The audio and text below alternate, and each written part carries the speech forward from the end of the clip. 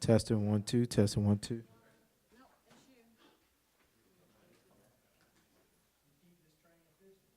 Testing 1 2.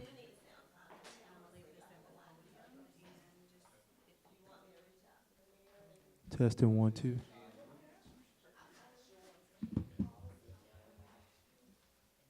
Testing 1 2.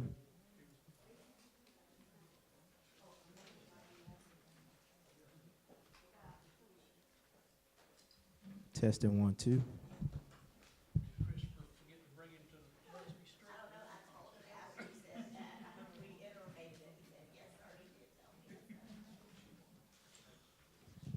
Testing 1 2.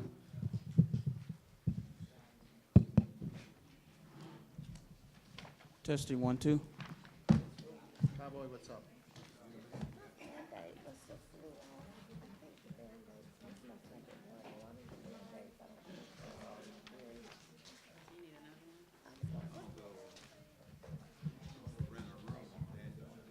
If possible, Eric. What, Erica? I keep forgetting Jaleesa. Jaleesa. On his way from Sumter, Who is? this Reverend town. Okay. You're about to pull up, okay.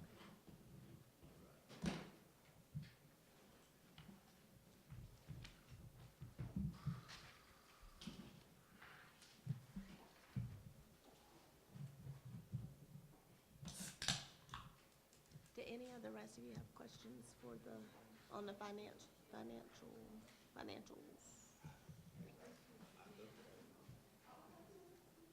There are no big red flags, Wayne. Okay. Some minor ones. I know better than that. You'd have been huddled on the floor down there with about 75 sheets spread out wide. I missed him, so I figured that what I didn't see, you. Yeah, no, Sam, tell the truth. You left them so Howard could point them out. Yeah, you just like picking on Dan. Teacher, Mike's gonna give her a crash course in They really are. Let's switch.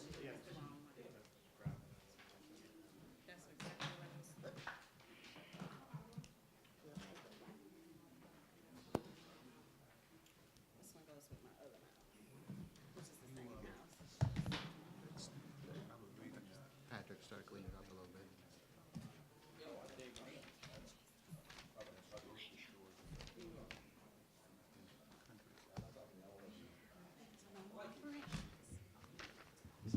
One thing at a What's up, Mr. Mayor? Okay, good. Got it worked out. not necessarily ranking, but that's grocery store.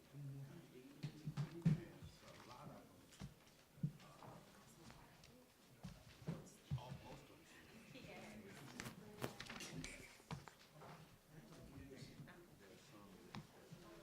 Yes. He's en route from Sumter, so we can get started whenever.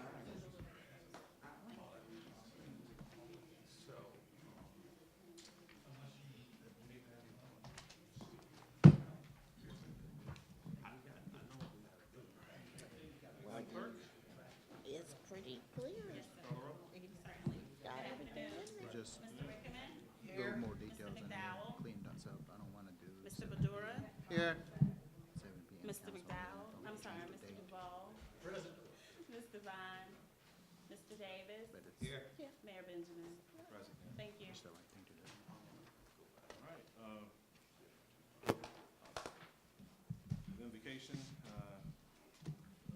Father God, we pray that you give us, the wisdom to conduct the work of the people of Columbia, you give us a heart of compassion, that you guide our work tonight and allow it to, elevate the people of this great city. I come to you in the name of my Lord and Savior, and everyone in this room can come to you in the way in which they see best. Amen. Amen. Thank you, Mayor.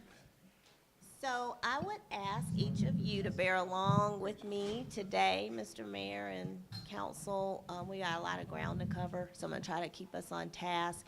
And I really want to say thank you to all of our staff. We are working really as fast as we can to get the elevator back up and running at City Hall. I actually had always wanted you to have your work session at Busby Street, but we were going to have the evening meeting at City Hall, but due to the ADA requirements and not having the elevator, we're going to be here this evening as well. And we will need to speak directly into these mics. Our staff has done a phenomenal job, Parks and Recreation, General Services, Public Relations, to make this work here. You've got Wi-Fi and live streaming and all of those things we've made happen. So I really want to send a shout out to staff for getting this done so fast. And with that, we'll get started with any additional questions for Mr. Palin regarding the financial reports. Seeing none, Mr. Mayor, good? Are you good on that, Mayor? Okay, we will move right into our first city council discussion item, which is a presentation by our Office of Business Opportunities Director, Ms. Melissa Lindler, with some program updates. Thank you, Melissa, Thank you, and her whole team. and the team. If you hear me say pass, don't be offended. We always call ourselves Team OBO in our office, so that means I'm passing it off to one of our capable staff to provide some additional information. Good afternoon, everyone. Afternoon. The Office of Business Opportunities, I know you've seen us a lot. We are trying to promote the city and all that we do and all the resources that we have available to our small business community, providing resources to help our small businesses start, grow, or sustain their businesses. So through that, we have a number of different programs that I wanted to share an update with you this afternoon on. You're going to be excited. We are excited about the progress that we've made in different areas. But we really do see a difference. We see a difference in our small businesses. We see a difference in attendance at different trainings that we do. But we also see a difference citywide in how we work with recruiting our small businesses, our minority-owned businesses to be a part of our procurement process, but not only recruiting them to come to the table, but also providing ample opportunities for them to participate in our procurement process as well. So with that, which button? I want to start by talking about the 10% citywide goal that our city manager, Teresa Wilson, implemented in 2015. As a result of our 2006 disparity study, it was shown that our minority women-owned businesses are very, very underutilized in our procurement areas here at the City of Columbia. And what we know is that by having a diverse supplier base, it encourages innovation. It also encourages the entrance of new products and services and solutions into your entity, but it also provides multiple channels from which you can procure goods and services. One thing that we've done with this goal, by having it in place, we've worked across our departments to look at it, to make sure that each one of our departments utilize at least 10% of their budgets working with minority vendors. So I'm happy to say that in 2015-16, that fiscal year, we're only at 7.3%. 16-17 fiscal year, 6.34%. And last fiscal year, we actually met our goal at 10.17%. Yes, sir. When you say utilize 10%, is that just based on we have a number and that's our goal, or is that based that they're supplying the product at a competitive price and everything else, or we just, what's your criteria for that? It wasn't clear in your statement, so I just wanted to. That they're also, yes, it is still competitive. We have more vendors in place that are from a diverse population of people. So we have more minority, women-owned businesses now that are listed as vendors that now have an opportunity to participate in that bidding process, in that procurement process. So I think the numbers show it's not only based on the availability, but it's also utilization that we're also allowing them to participate in that process. Does that answer your question? It does, and just as we go through it, I'll probably have a couple more questions. Sure. But, you know, one of the things that I want to make sure is that, you know, that as we're moving forward, that we're actually helping folks grow and we're not Band-Aiding, because that's been kind of the struggle with the mentor protege program and stuff. We just can't seem to get people graduated and where we want to head, but also make sure that when people are bidding, especially in groups, that everybody's treated equally, so that, you know, if you got one group that's partnered with a DWB, too many acronyms. We know what you're talking these about. days, Yeah. that, you know, that they're competing head to head, because I think it makes for a healthy economy, number one, and number two, I think a healthy environment, so that everybody's starting to grow. So just trying to dig into a little bit more how we get to where we are. I'm going to talk about that a little bit, and I can just mention right now that one thing we are doing is working more closely with Columbia Water. We probably meet with them more than Clint wants to meet with us, but we do depend on them because that's where the bulk of our MPP programs and our CDBE program, that program falls in that arena. So we're trying to make sure, just like you said, that we're not only providing the opportunity, we're making sure that it's fair, it's equally done, and that we have some way of measuring those results. How do we know we're making a difference? And actually, Juliet's going to share some of that information with you later on in the presentation. But what we are doing is also providing some unique training opportunities, looking at their fiscal management of their businesses. All of that drives your ability to be competitive and sustain your business. But we're also looking at other hands-on training opportunities that we can provide to them to maybe grow what their focus area or their area of expertise is, so that they have more opportunities based on their skill set to be able to participate in different areas of the process. One of the things, and maybe y'all can hit on it at a certain point and get back to us, one of the things that I've heard from several different folks is that we haven't treated everything equally. So if we have one project, part of it's treated differently than the other. And I think the prime example of one that was brought to my attention we have on our agenda tonight, which is the meters, where we're only taking $10 million of that $38 million or whatever contract it is, and putting that image, but other ones we're making it 100% is part of it. And that's what I'm trying to understand. Do we have a different way of doing it for equipment versus projects?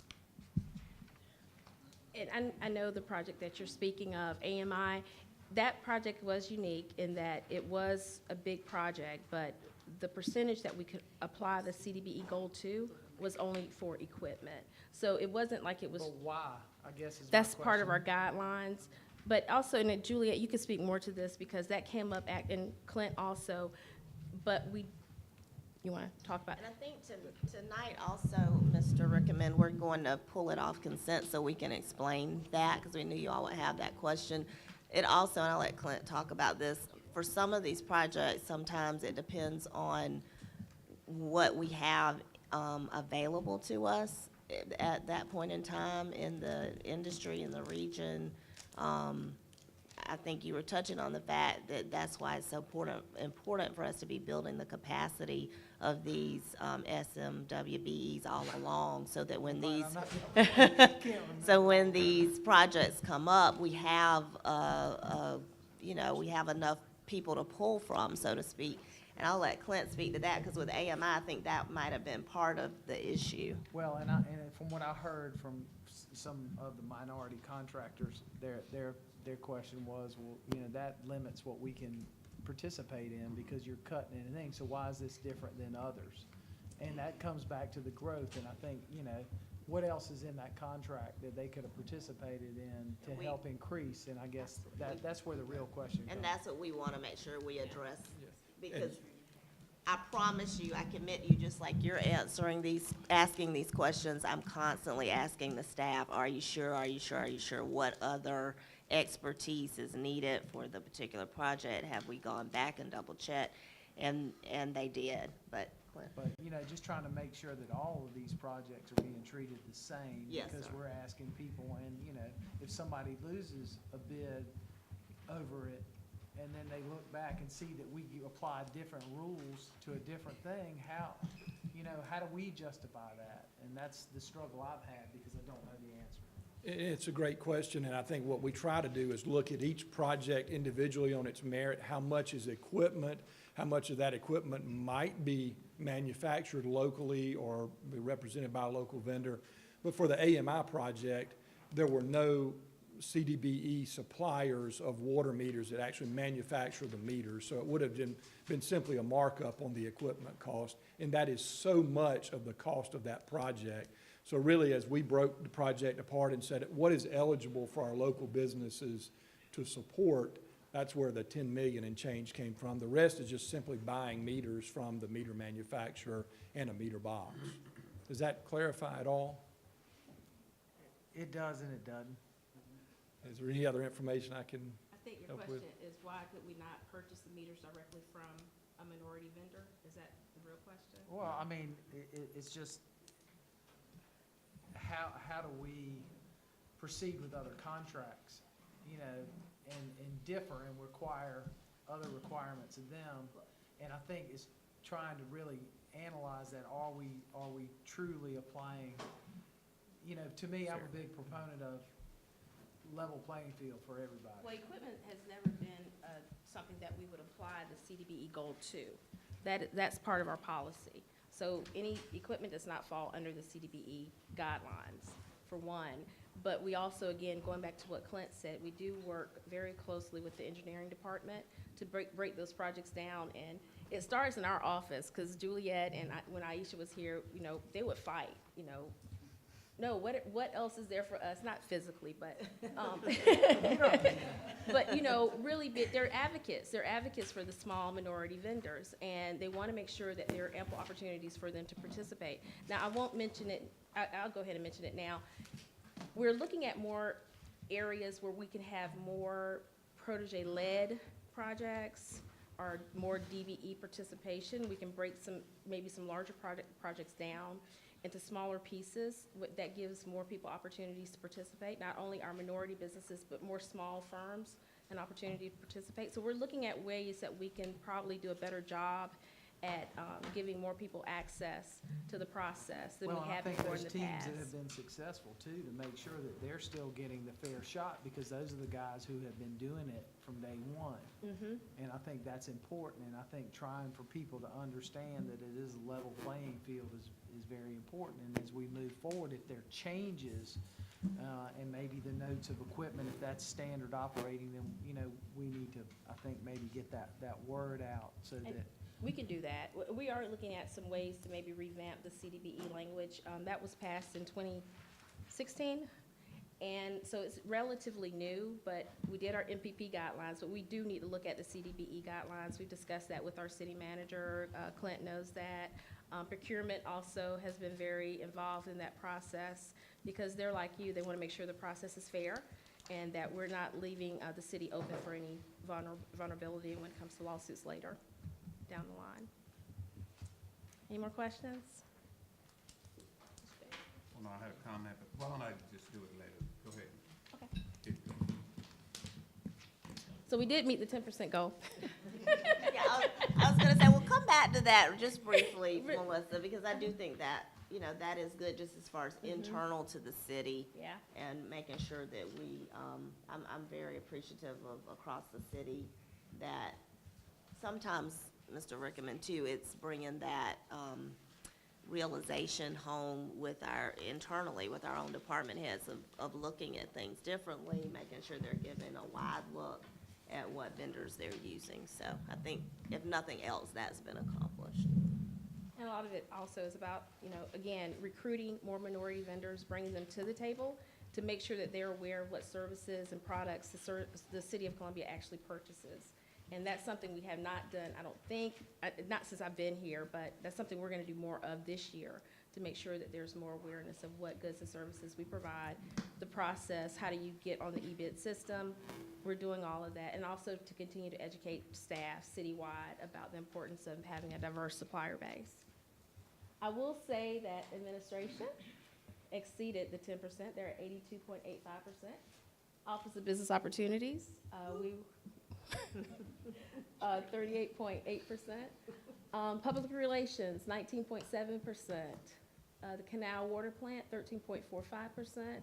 Collections, 11.45%, and IT at 9.85%. They tried hard, so we went ahead and just put them there, even though they're not exactly at 10%. We wanted to recognize them. Mayor and council, 9.67%. Engineering, 8.8%.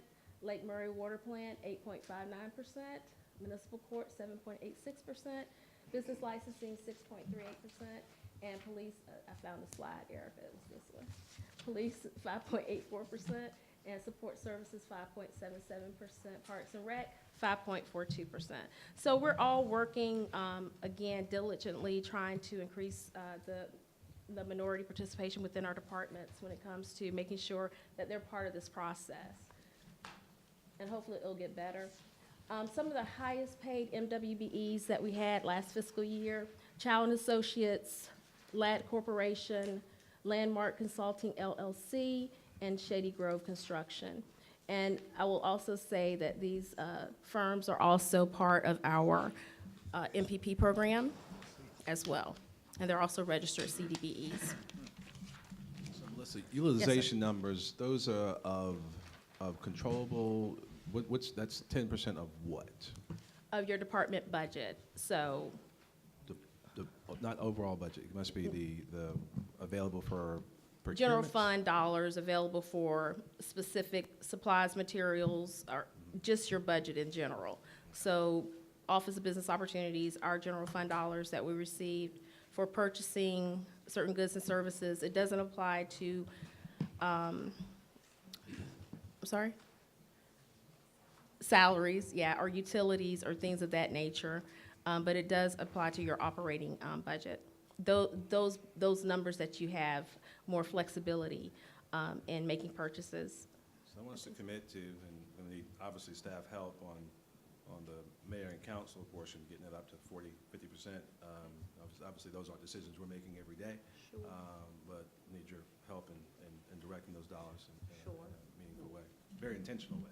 Absolutely. Going back to the mayor's question, And you Mayor don't and have council, many what opportunities to. where is our money? I don't know. Mayor? You gotta fly, He just you tags gotta our name fly on with it a to make it look women's better. owned airline. If you could do that, we would be 90%. Any more questions before we move on to our commercial revolving loan funds? I know we're on a tight schedule. Okay. Back up. So, of course, I'm not going to go into too much detail here with our commercial revolving loan fund. Of course, we have 3 different loan funds available through the City of Columbia, Office of Business Opportunities, our Columbia Economic Renaissance Fund. We also know that as the SURF dollars.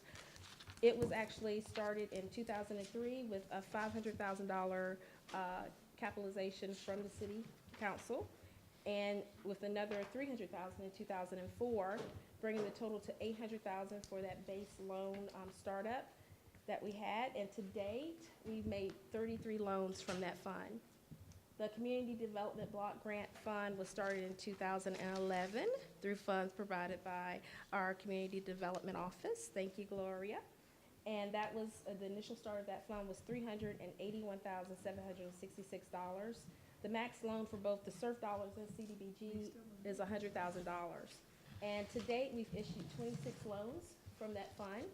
Our Economic Development Administration Fund, as many of you realize or remember, there were some changes with the EDA guidelines, so we actually had to come back to you last year to make some revisions to our overall CRLF policy and submit that to EDA.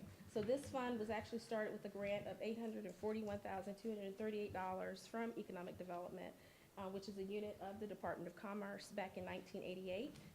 Loans made out of the EDA fund can go up to $200,000. To date, we've made 107 loans from this fund to date. And keep in mind, all 3 of the funds, regardless of the source, all have to go before our commercial revolving loan fund for approval. And only businesses located within the city limits of Columbia, South Carolina are eligible for these funds. Just to give you a little more recent update, between January 15th and January 2015 and January 2019, we've made a total of 31 loans, of which 330,000 has come from CDBG, $564,450 has come from SURF, and 1.634 million has come from EDA, CRLF. Private dollar investment by actual individual applicants for CDBG, $5,041,183, SURF, $324,370, and EDA, $820,900. Bank participation, CDBG, $550,000, SURF, $240,000, and EDA, $2,885,905. What's significant here is, and we talk about job creation and retention, and OBO does play a small part in that each one of our loans, for every $35,000 that we make a loan for, you have to create or retain at least one position, one job. And between the dates here, we've created or retained 124 full-time jobs and 34 part-time positions through our loan funds. Any questions? So what's that average per job? You mean salary? No, it can't be 100. Well, the number of No, jobs. because our portion's only the 2.5, correct? Yeah. Yeah, I can calculate that up for you and get that back Like to you. 20,000, Yeah. somewhere in there, is that about Yeah. right? Yeah, yeah.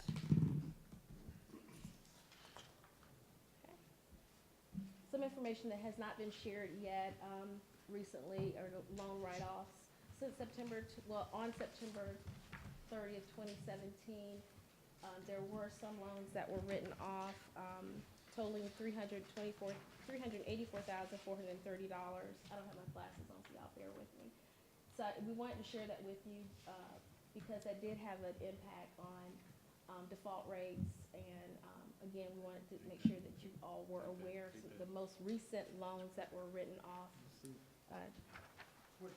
Ms. Melissa, let me ask you, what's the process of perhaps recovery? I don't want to ask, but Won't it's get right right along. They're, It's advanced that, I'm sorry. it's advanced that. You want, It's We're great. saying one or two advance that. Oh. It's great. All right. Thank you. Madam Manager, I do think we should discuss that slide, but I'm not sure that it's. public. Public. It is, It is? yeah. Yeah, it's public. Keep on going. Okay. Answer the question. I don't particularly want to know the designation, but is there a process of recovery? If you write them off, is there a percentage that we can recover? We can still What's the pursue action to recover those funds.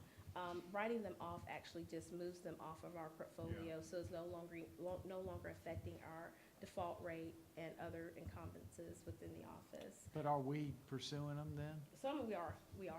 Legally? So, Legally. Legal. Brett, you want to say anything else? Yeah, as Melissa alluded to, we take them off our active portfolio, but we do pursue with outside sources recovery of those funds. And I know of, and I won't discuss who, but one of those persons or one of those companies on this list is actively paying back through an attorney that we have on staff. How far do they date back? Oh, they predated me, but I've only been here a couple of years, so. I don't know when they individually came, because there's various dates on when they each individually closed. But when I got here, Tina said that these have been in the bad list for quite some time, and it's time. I think some go to back purge to them. maybe the 80s. 1988. Yeah, some of them, yeah. But some are in the process of Well, paying so- something. Or what they many did of them are in the originated. process. of being pursued, and others are attempting to, because what's happened is that they recognize that we have placed derogatory information on them, and they want to pursue something else, and because of that information, they're unable to pursue it. So that's kind of the initiative for them to. All right, thank you. You're welcome. Any more questions? Okay. Where we were a year ago, our total portfolio was $2,757,528. Of that, 45 were actively performing loans totaling $2,388,441. At that time, 5 were in default totaling $369,087. Of the 50 loans that are listed, 16 are minority-owned businesses, 4 minority women-owned businesses, 13 non-minority women-owned businesses, and 17 non-minority-owned businesses. Question. Yes, sir. And I don't know, what is the average standard on default loans in general? Average, The For national, Yeah. the For national is 15%. 15%. And internally, ours is 10% or lower. All right, I didn't know whether we're, within the average standard or not. Okay, thank you. Yeah. So internally, which is a great point, it's 10% or below, and nationally it's 15%. Which brings us to this slide right now, or as of January of this year, our current portfolio is $2,842,064, of which 38 are actively performing totaling $2,745,484, which is 97% of our total portfolio, and of that, 2 are currently in default. We brought it down now to $96,579.70, which is 3%. So our current default rate is 3%. And for the total of the 40 active loans that we have, or total, 9 are minority-owned businesses, 6 are minority women-owned businesses, 11 are non-minority women-owned businesses, and 14 are non-minority-owned businesses. We've only written off 2 since October 2017. They're listed there. But I will say a lot of that has to do with our staff, and Brad has really been very active at going out, meeting with our loan recipients, talking with them, and I mentioned this before, discussing where they are once they're delinquent, trying to get them out of that state before they reach default status. So thank you, Brad, for those efforts. Going to our commercial loan balances as of January 31st. Our total loan balance, and I can't see this, y'all can probably see it better than I can. Our grand total is $4 million. Of that, what's left in EDA is $366,549. CDBG, we have $230,560. CDBG, $99,332. Our SURF dollars, that's our largest one that we have right now available, and that's at $482,206. We also still have some money set aside for our food cooperative initiative of $47,881.79. The combined amount that we have total, our outstanding loans in our available balances are $5,068,596. And we are looking at some other resources to increase these loan balances. We want to maybe look at some microloans, but we also may look at some other ways to increase our SURF dollars. I'm going back to council for some some resources. But I will say, one problem that we're looking at now is because we're getting the word out that the city is committed to working with our small business community, and we have available resources for you. And a lot of people are coming to us, good loan recipients, wanting to borrow money from us. So, which is one reason why our balances are going down as they are. Any other questions or comments for me? Okay. Brad, you want to share anything else regarding this? Yeah, Melissa asked me when we got in here today a question. She said, what do you think has made the commercial loan How do you know it's making a fund? difference? How do you know it's making, well, I'll answer that by saying we have more requests than we have money. So we do need more money because there are great opportunities out there for, I'm sorry, Good candidates or? absolutely good candidates. Yeah, yeah. There's no park money there, Sam. The other thing that I think has helped this portfolio since I've been here is that, as Melissa alluded to, I'm trying to actively touch bases with folks. I monitor our delinquent report like it's the Bible. So I look at that and I actually engage those folks when I see them on there, rather than wait for them to come in and need help. And many times when that happens, it's too late. They're already at the point of default or at a point where I can't modify it to satisfy the imbalance. So I think on both of those fronts, we're going in the right direction. And you mentioned it, we are making good loans, and I think that's something else that has drawn or increased the positivity of our program, is that we're trying to make sure that we're actively, if you're not there to be able to, you know, accept or participate in our loan program, we want to get you to the point where you can. So even if you don't qualify today, it doesn't mean that you won't qualify later. We're making referrals to other agencies that can help them. Sometimes we're making referrals to other traditional and non-traditional financial institutions that may be able to assist them. But we're trying to be more intentional about our loans and who we loan to make sure that they're sound loans. Yes, sir. Ed, would you use the microphone, Ed? I'm sorry? They're trying to get you on the microphone. Oh, I'm sorry. Gotta pull it towards you, Mr. Reverend McDowell. Melissa, let me ask you about the food co-op program.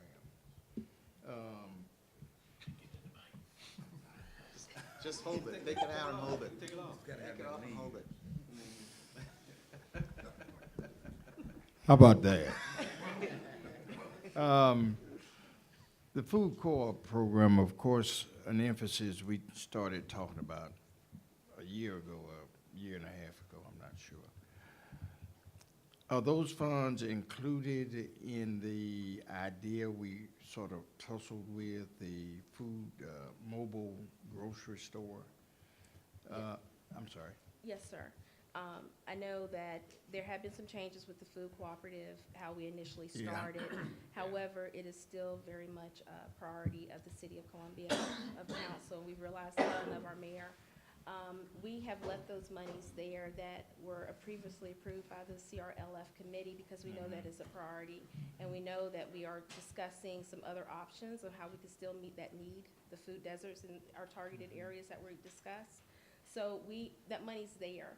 And we're still having discussions and meeting with community members about how to address the need there, working with our mayor's food advisory council, having them be very involved in that process and using them as a resource to help us get the word out and also come up with some type of initiative to still keep moving forward with creating valuable food options for those targeted areas. Well, with the creation of food deserts sort of popping up everywhere, Yes, sir. in each one of our areas, it's sort of incumbent that we look at this with some fresh eyes. More recently, there's been Piggly Wiggly and several other of the food stores that has sort of dropped out of the race. And it would certainly be to our advantage because there are food deserts there to look at that $47,000, perhaps with some additional funds being included, to look at this in a very strategic way. Yes, sir. I agree. Thank you, ma'am. Will do. Thank you. Any more questions? I also want to talk briefly about our CRR, our Commercial Retention and Redevelopment Program. I'm not going to go into too much detail about this because I think we gave a very, very good overview in January, or December, feels like last month, about our new targeted areas. In December, we mentioned, and you approved us moving forward with looking at Hardin, Millwood, and Gervais and Taylor as our next areas for CRR. And since then, we've had our lunch. Our press conference was held last week on Monday, and we had 2 orientation sessions about the new areas with small business owners in the targeted areas on Tuesday at Drew Wellness. Is that past Tuesday? A week behind. And it was very, very well received. And I will say, and this is correctly stated in your, I don't know why this merged, but I don't know. Is that what happened? Yeah. Okay. All right. So right now, we have $151,380 available in the targeted areas that we mentioned to you. 96,000 of that is from our general fund dollars that are left from 2018 and 2019. And we have CDBG funds available of $55,348 that they being community development, Gloria has approved us using this fiscal year. So with the funds that we have available, of this $151,000, we have money available to do approximately 6 properties. However, the interest, based on, well, the feedback that we received at our orientation sessions, and since yesterday, we have about 30 applicants that would like to participate in the program. 25,000. You can get up to 15,000 for external facade improvements and up to 10,000 for internal commercial improvements, safety, lighting, fixtures, flooring, things of that nature. Is most of the interest you're getting on both programs, internal and external? Correct, correct. Are So, I'm sorry, Melissa, go ahead. Are the 30 sites vetted already, at least on a cursory level, so you know that they're eligible? they are, Okay. they have been, they have been. You all may remember from Jerry's presentation in the press conference, they've really beefed this program up in a number of different ways, including taking into account some of the properties that may have code issues. So we're really trying to ameliorate some of the more problem sites and abate those challenges too. So it's much more comprehensive. Yep. And well done. Thank you. We're very intentional with that. And I also want to commend both Jerry Lynn and Brad on actually it was Valentine's Day. They went out amongst themselves, and each one, they hand-delivered brochures about CRR and talked with property owners at 70 different sites. So they did that all day. And again, that we got more interest that way too. Anything you want to add, Jerry Lynn? Yes, thank you, Melissa. I'd like to say that the facade improvement program and now the CRR program has truly been making a difference throughout the city because we've had target areas throughout the city. I don't know if you guys remember way back in 2010, 5:30, 6 o'clock, Main Street was a parking lot. It is such a thrill to drive through there at night after I've been working late and see the activity, not only on Main Street, but walking the other cross streets too, to get to the restaurants that are on Blanding or Hampton or et cetera. It's really been great. And what we've seen on Main and North Main has been tremendous. We've got parallel improvement and development on Sumter Street right now. I'd say it's about 4 blocks that have totally been redeveloped by a partnership. I think it's Frank Kaysen and his group. It's amazing what, it's a little investment. We don't have big numbers, but just that little bit of investment and making a difference on key properties will spur the private developer to do more along those same corridors. So we thank you very much whenever you get the opportunity to be able to appropriate more funding to this more than worthwhile program. Thank you. Thanks, Jerry We do not, however, encourage working late on Valentine's Day, visiting 70 different sites. For the record, oh, okay. Again, I just want to reiterate, thank you, Jerry Lynn and Brad. They have really been very intentional. We worked with GIS at the city to make sure that we looked at different areas in the city where we did have a number, as the mayor mentioned, code violations, because we really wanted to have an impact, but we wanted it to be intentional, and we also wanted to show some measurable results once this process is over. and to see a real difference. So hopefully we'll see a difference in code violations in the areas that we're working in, as well as the visual difference that we'll see with the facade improvements that we're going to make. Thank you. Okay. It's like we're doing an OBO dance. Now we want to talk briefly about MPP and Mentor Protege Program and our Columbia Disadvantaged Business Enterprise Program. I'm not going to spend too much time talking about MPP because we did make some revisions last year around this project. It's very successful. MPP has been a very, very successful project. And we are constantly looking at ways to improve it. Currently, we have 21, for current MPP proteges, we have 21 construction services firms. We have 26 professional services firms. We have current MPP mentors, 23 construction services, and 35 professional services. Current MPP teams, we have 11 construction teams and 34 professional services teams. And this is actually under development too. It's still a process because we're adding teams constantly. As projects become available to bid on, we're seeing more of an influx of teams that want to actually develop partnerships. How many proteges have graduated the program and are now on the other side? So far, we have 2 proteges that have graduated to become mentor status. But again, the graduation that was expected for all the proteges to graduate was 2022. So that's actually really good that we have 2 proteges that have already And are met. they bidding separately now on Yes. projects, or are they still teamed up as an MP? Well, you need to be a team in order to participate and bid on projects. But yes, they have become a mentor status, and they have also formed a team with a new protege, and they are currently bidding on projects.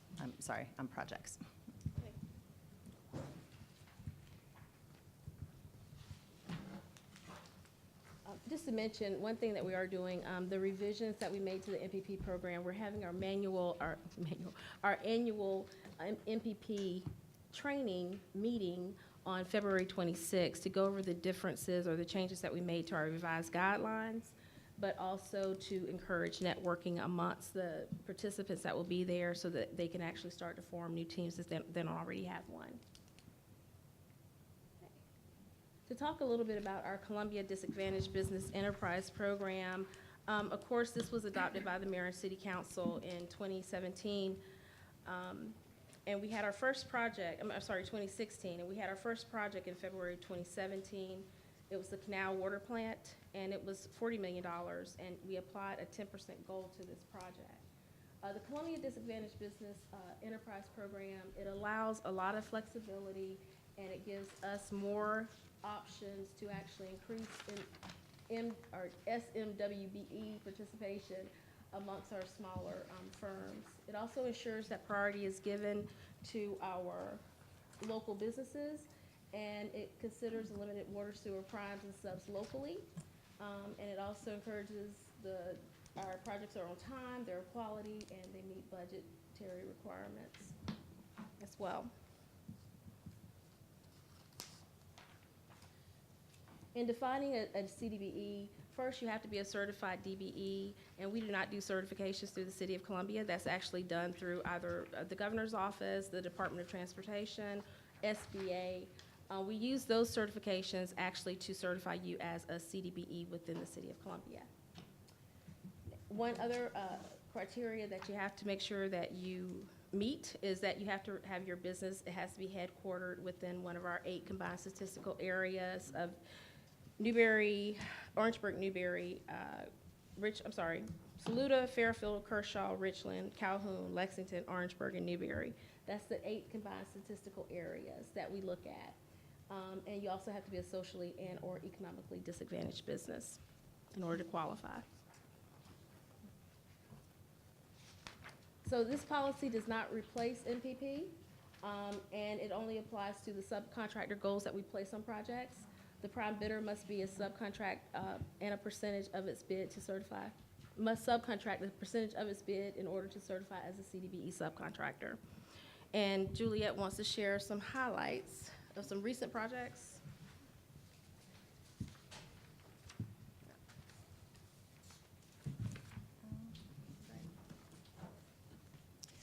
Some of the items that Melissa and I took a look at is, how are we making a difference? We constantly challenge ourselves and ask ourselves that amongst the team and as well as other departments. So since our November 2018 MPP Council presentation, we've worked with Columbia Water, Clint and his team, we appreciate all their help, to ensure the growth of proteges within the MPP program. We do this by ensuring that more projects that are procured will be procured as protege-led or protege-only, which will help in the growth of the protege to become a mentor, hopefully before graduation or within that 2022 timeframe. In order to ensure hands-on training to aid in preparing protege firms for MPP graduation date, we have also seen increases in mentors willing to go above and beyond the 20% minimum to the protege. I won't list the actual projects, but we have two where the mentor has given the protege 91% of a traditional MPP project. Now, I know we always hear, well, then why wasn't it just protege-led or protege-only? The whole intent of the MPP program is to grow the protege into a mentor and for them to have that relationship. So to us, when we see that a mentor believes that their protege can handle 91% of a project and the other project, the protege is actually handling 86% of the project, that tells us that the mentors are very secure in what the protege knows and the type of work that they can perform. And that's for MPP. For CDBE, which is our Columbia Disadvantaged Business Enterprise, I think Melissa will get into this a little later, but out of $133 million in contracts, we're actually at about 12%, which is our over $15 million in monies to CDBEs, which is our Columbia Disadvantaged Business Enterprise. So we're seeing more dollars come back to local businesses here in Columbia. And then I did mention about the proteges that have graduated early before the 2022 date. Juliet mentioned that we have about 15 million, 15.6 million that has gone directly to our CDBGs. And here's a list of those CDBEs. I'm sorry, Gloria, I know I love CDBGs. I always confuse the two. But CDBEs. What's that percentage again, 12? That is 12% of 50 million. What was it, 50 million? 12% of 133 million. 12%. So this is, right here is a list of the projects, the combined list of projects that we actually started. So in 2016, 2017, we had 2 CDBE projects. 2017, 2018, we had 6 projects, and here's the list of those projects. And in, we started installing the meters already? No.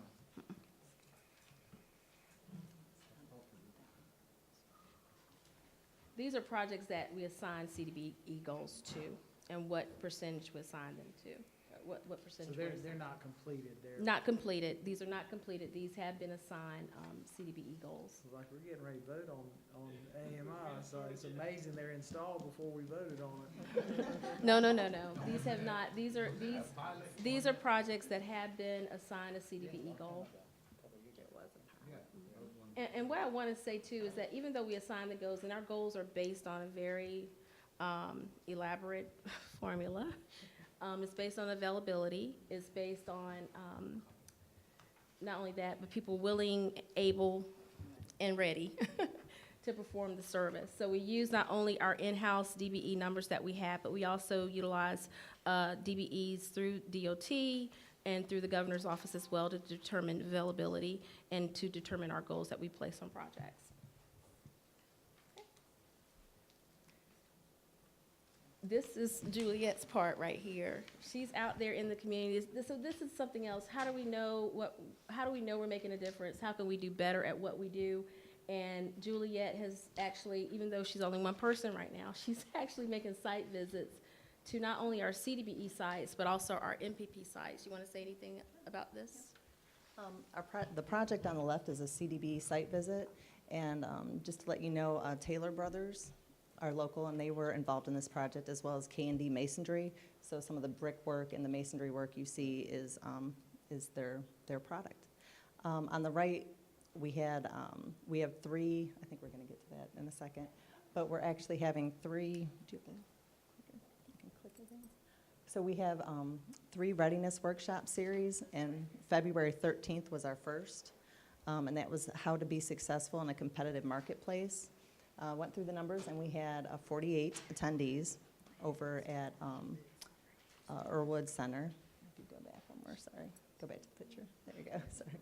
So those were all of our attendees, and Ronald Taylor stood up and discussed his bidding, how he's been involved in bidding. Yep. So, yeah, he did. And he shared, some things that when you put a bid in, you need to make sure that everything is in that bid package, because if it's not, it could cost you. So. Thank you. I also want to mention Juliet has been promoted. She is now our new compliance administrator.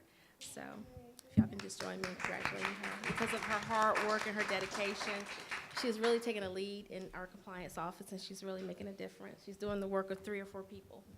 And I want to go back to what Councilman Rickman asked. What else are we doing to make sure that our businesses are ready and that they're able to not only start, grow, but that they're able to sustain and participate in our programs?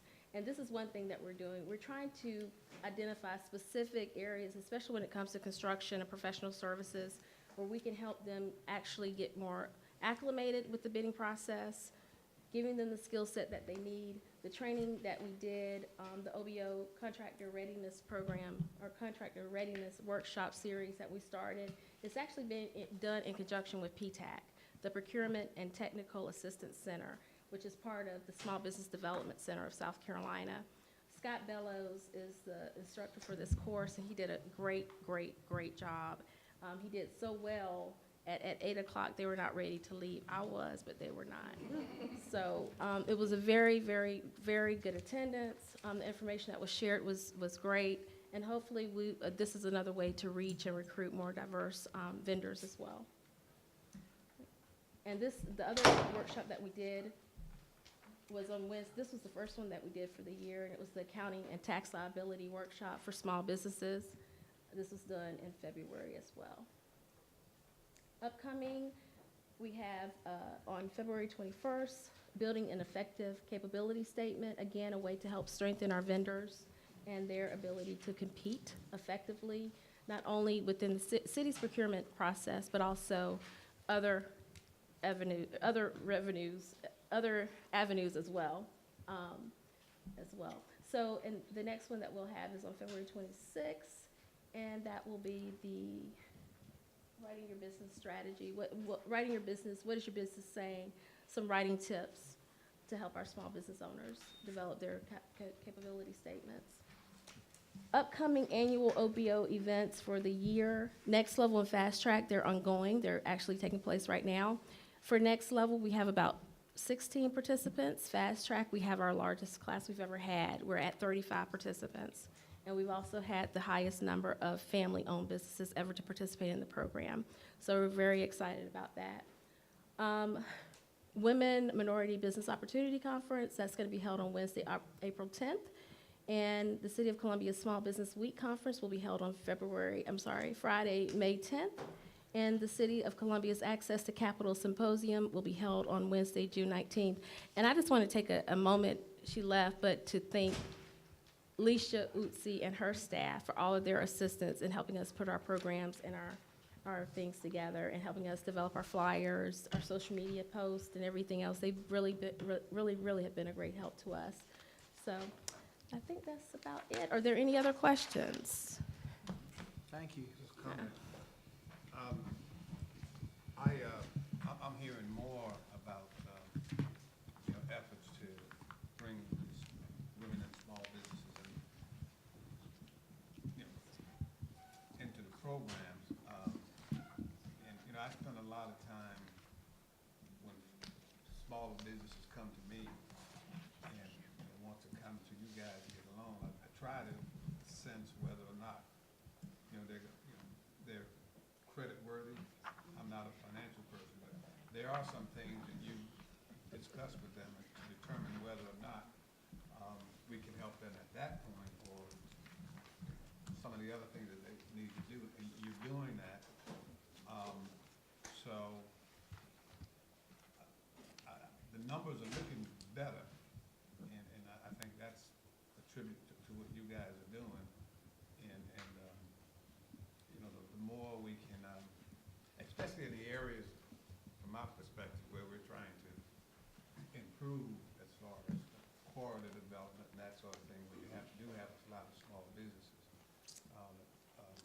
You know, anything, you know, we can do, or anything extra we need to do to help in that effort, I would strongly suggest that y'all bring that to our attention. Thank you. Because we want to see business there when we're trying to recruit other businesses to come into the area. Yes, sir. Yes, sir. Thank you, and thank you for your guidance, each one of you around the table. I think I've had a conversation with everyone at some point about how we can do things maybe differently to meet our small businesses where they are, and you've helped us do that. I also want to thank other departments, because what we do at OBO, we could not do without the assistance of other departments. City Water, I know they get tired of us, but they're key to what we do, and they've always been open and willing to help us out. Procurement, economic development, of course, I mentioned Alicia. I know she's tired of us, her staff is tired of us too. But that's what you tell them. But again, it takes a group effort, and especially when we're trying to meet these goals and be more inclusive, it is something, it's a cultural change, and I think we're on our way to making that change. So we couldn't do what we do without the city as a whole. So thank you. Great job. Thank you. Thank you. Mr. Mayor and council, so like I said earlier, we wanted to come back to the location in which you all put in such hard work during your annual retreat. I think I heard from every single one of you when we retreated here at Busby Street that there was a lot of good collective energy and work done to set your priorities. Tyler Sinclair, your facilitator, has done a great job of capturing everything that you all accomplished during the retreat, and you have that before you. I want to say thank you to Erica in particular, but the whole executive management team, and Shanique and Ashley and others who helped assist me in getting your retreat report together, but also participated to help give some guidance and thoughts during the retreat as well. Erica has worked with me. We took a few liberties, but not too many, because I know you asked that we go ahead and look at what Tyler had put together and try to streamline it and put together a draft of your actual priorities. I feel like these priorities capture everything you said during the retreat. Just to make sure of that, you double check me. The actual comments that you made are captured in the back of the folder that Tyler put together and sent to me. So where you see yellow headers, those are your actual comments during the retreat, as best as she could capture them when you saw her taking notes on the flip charts and typing while we were working together. The blue headers from her section of the report reflect her attempt at streamlining what you all did that day, but the actual priorities that the executive management team and I worked to edit are in the front.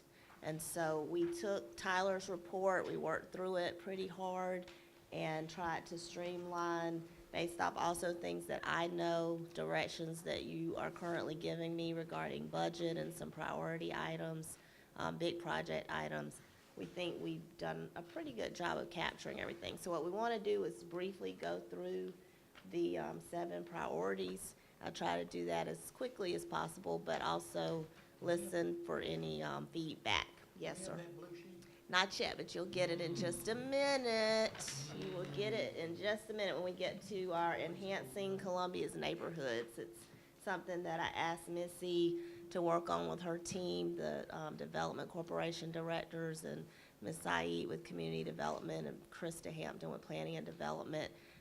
I know that, well, we'll talk about that when we get to it, Mr. Duvall, but this has to do with this focus that I know is very important on affordable housing right now, but we'll get to that shortly.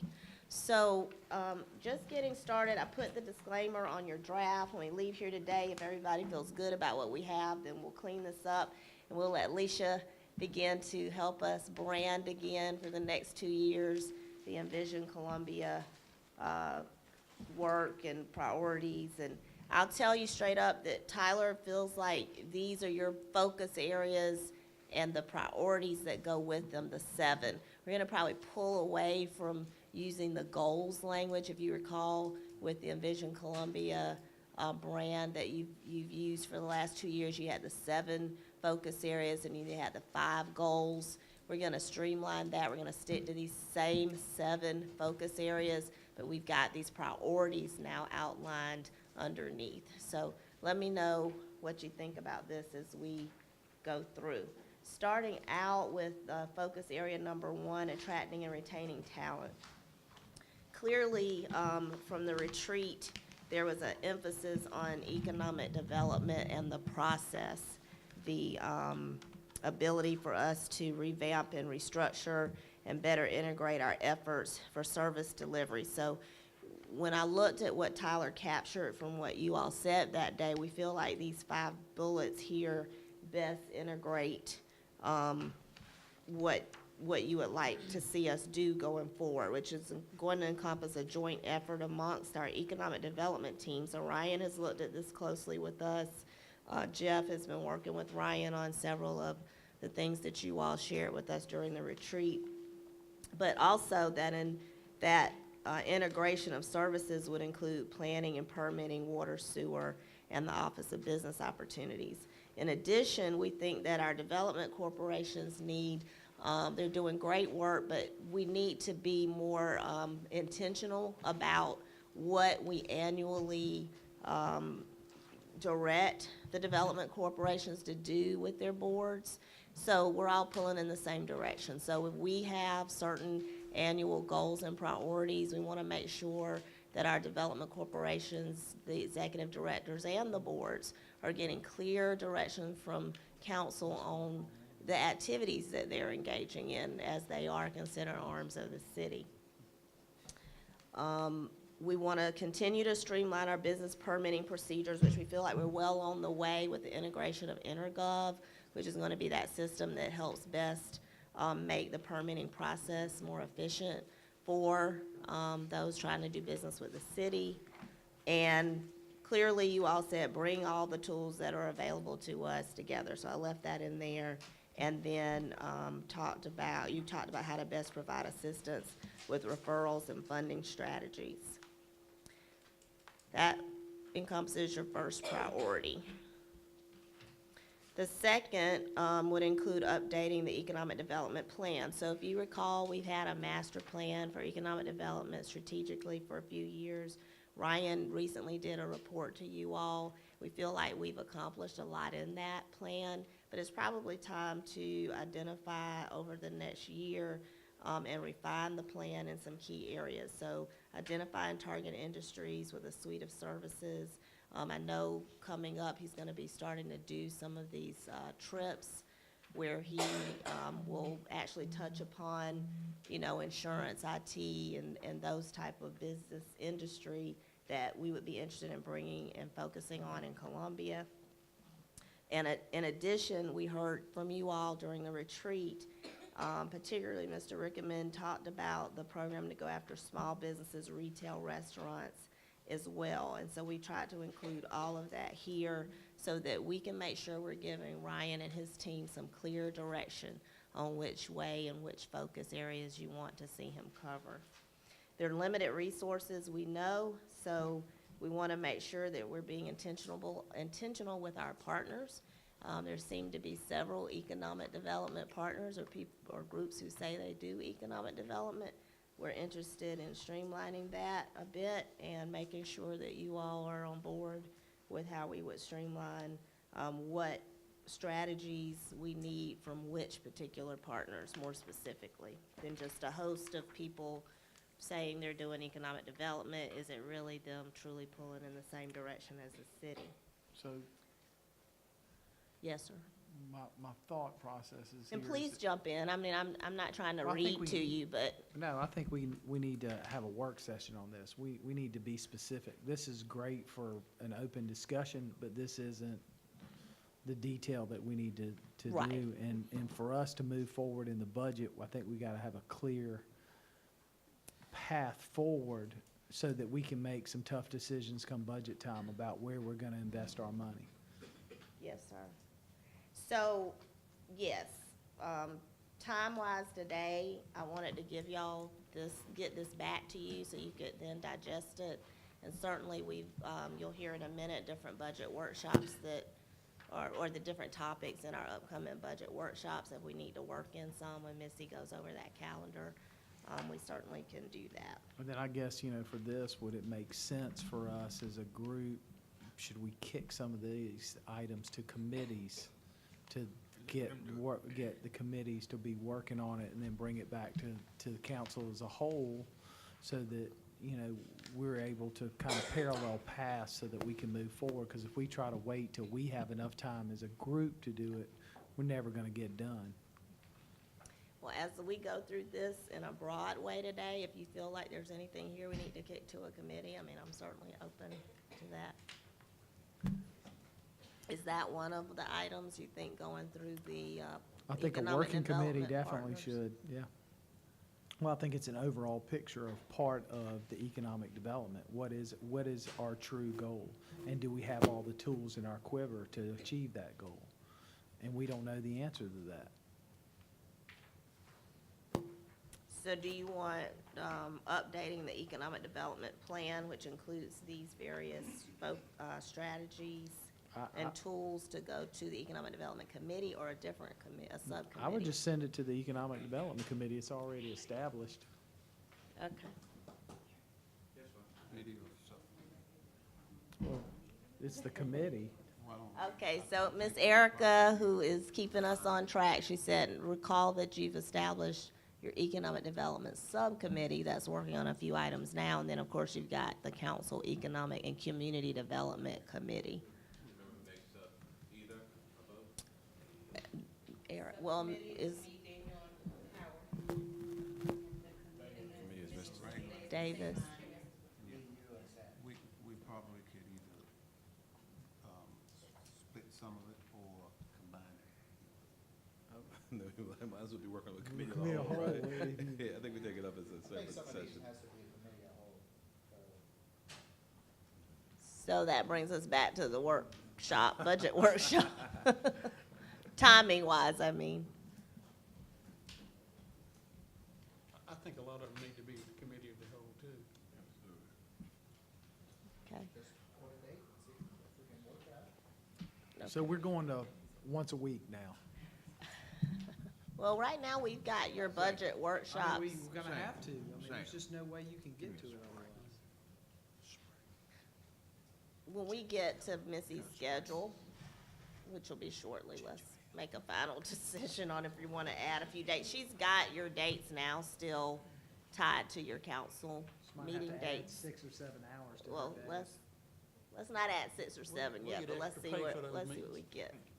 Yes, sir. Madam Manager, Yes, I sir. had a comment on the top thing about streamlining business permitting procedures. Yes, sir. One of the things that the city of Columbia has got to face sometime is we've got to redo our business license. It is not a modern business license. It doesn't meet the state model. The portal is being rolled out statewide will require us to be in conformance with the model. There's a lot of reasons for us to adopt something close to the model, and we need to put that on the agenda. It's gonna be a painful process, but it's gonna be a necessary transition. I think,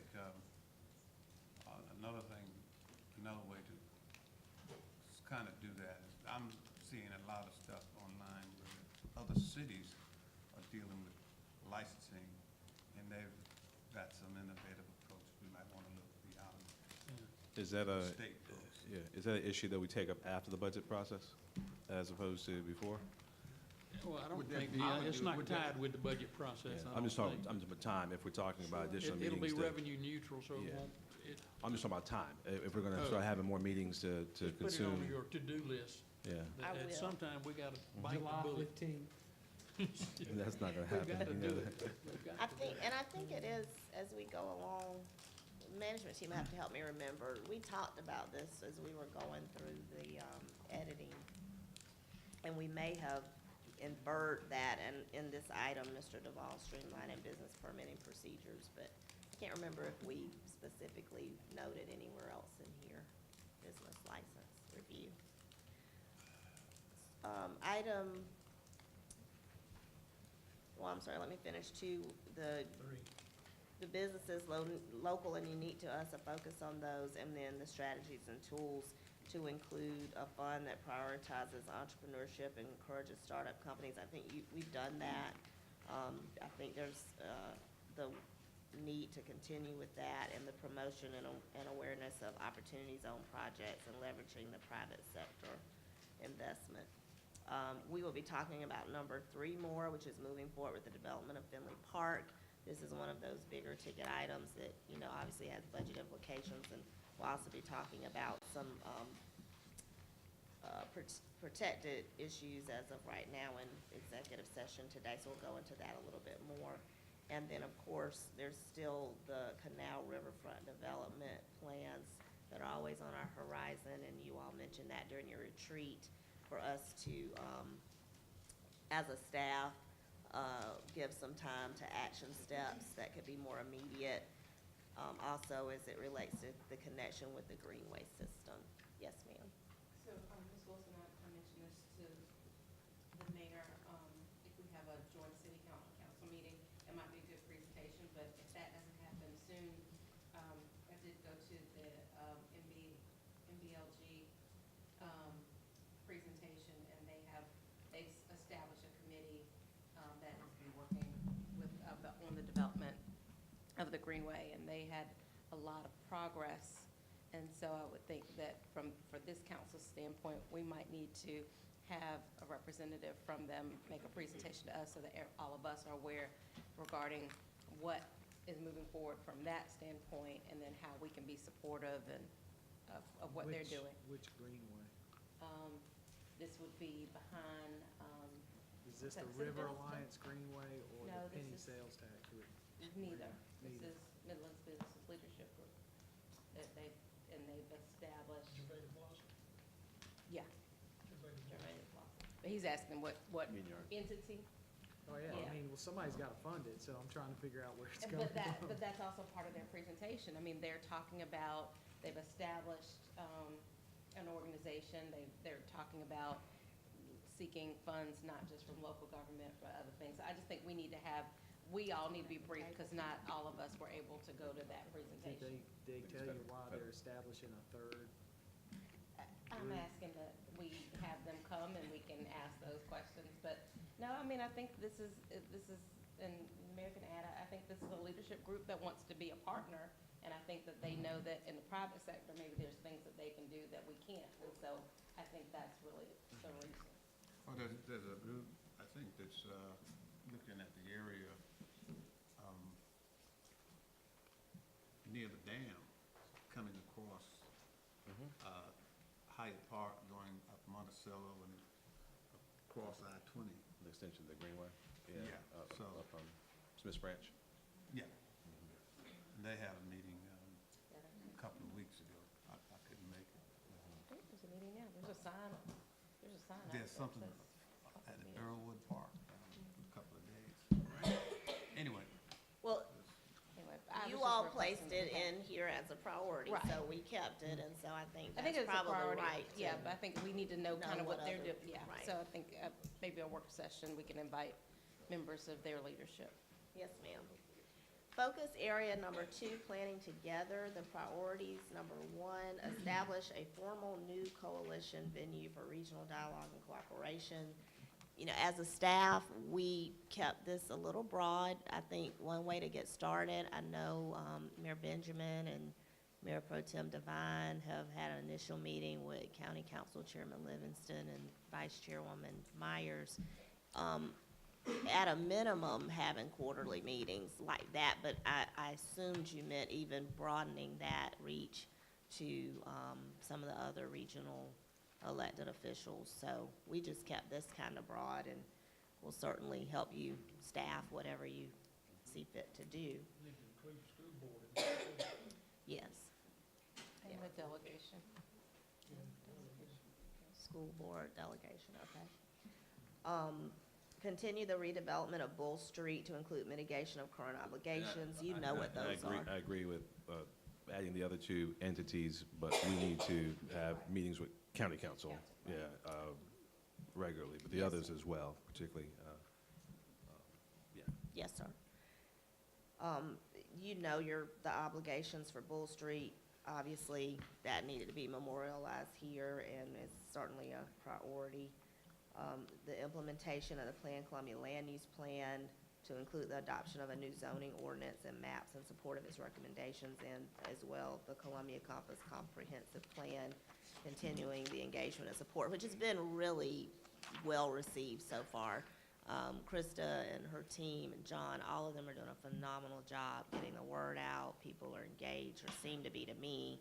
And I think y'all as council, you all are doing a wonderful job too in your community meetings and dialoguing with citizens, encouraging them to take the surveys, et cetera. So this is really more about what we're currently doing, how we're gonna continue to implement and support and engage the community around these processes. Reaffirm our strategy and implement strategic annexation to grow population and tax base. This, obviously, you all want this memorialized in your strategic planning and this focus area as a priority. We worded it the way we did to reaffirm the strategy. We think you have a strategy. At the appropriate time, you will give us direction on how we implement that strategy. Continue investments in modern utilities while planning with partner agencies and stakeholders for smart city implementation. This would be the priority that encompasses things like undergrounding utilities with the support of others. Obviously, it's not something that the city can go it alone on, nor items such as quiet zones and that sort of thing. So we tried to just incorporate those type of big-ticket, modern utility investments, knowing that smart city implementation is a priority for this council. And as evidenced by a lot of the work that Clint and Terrence, Columbia Water and IT have been doing already. We've got, I think, the RFI. We could move number 6 a little faster forward if we could actually get RFPs done.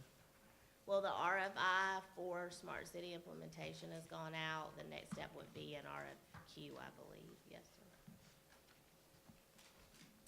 Connecting our community priorities for focus area number 3, enhancing the intermodal connectivity throughout Columbia. As you can see, we would obviously continue implementation of Walk Bike Columbia and any other regulatory guidelines that need to be developed. Fund an annual action plan to build sidewalks that will facilitate pedestrian mobility between communities, quarters, and amenities. I know that this is very important to several of you. I'm working right now with staff. Robert's pulling together some information I've asked for, but we're to have an ongoing annual allocation towards sidewalks, we would have to do something significant, and hopefully we can try to put something together for you all to at least think about. Improve city gateways through a gateway enhancement program. I've asked Robert and his team through the budget process to also come back with some materials on that, and develop and implement strategies to beautify neighborhoods, evaluate alternative energy sources to reduce our reliance on fossil fuels. Mr. Rickman, you're right, we've got several RFPs related to the 3 bullets there, particularly solar and waste-to-energy farm. Empowering our residents, focus area number 4. Improving park buildings and amenities as outlined in our Parks Master Plan. Mr. Davis has been working very hard with his team to strategize regarding not just the master plan, but what would be the specific things we need to take from that master plan now and move forward. So hopefully we will be bringing back some of those items throughout the budgetary process as well. We have an upcoming work session, well, actually, it's a committee. I know Mayor Benjamin had asked that or referred this topic as far as the review of what our partner agencies are doing regarding homelessness to, I think it's economic and community development in March. And so we will incorporate that as part of the budget, anything that comes out of that as part of the budget, by reviewing and evaluating our current resources. Develop and implement a financial empowerment center. Wanted to get a little more feedback from you all, and Mr. Vine had brought this up during the retreat. There was a lot of good feedback on the idea of this. As a staff, we've talked about it, knowing a lot of things that Gloria and her team are already doing, but also getting HR involved and some other departments. We certainly think there's something we could do internally as a start.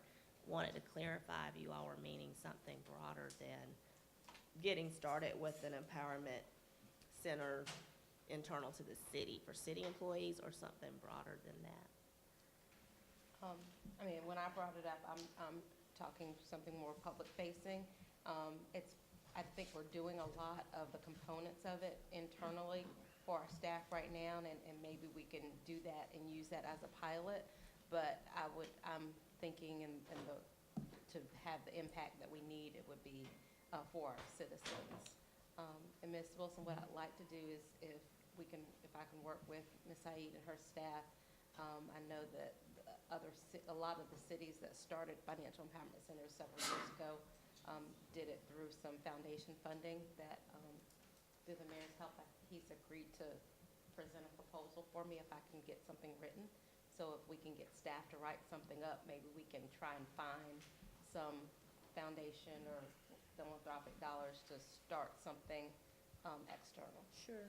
And I'd include Chris in that too, just from a grant writing perspective. She can be helpful to community development. Utilizing our neighborhood parks and community centers where partner agencies can provide services for the community as outlined. Mr. Vine, I know you had also raised this during the retreat as a service that we certainly should be able to assist our partners, because we're just so centrally placed throughout various neighborhoods and communities. So I think we're doing some of this here and there. It sounds like council is interested in more formally embracing something with particular community centers. So I just want to make sure we're capturing what the intent was. Focus area number 5, economic prosperity, endless possibilities.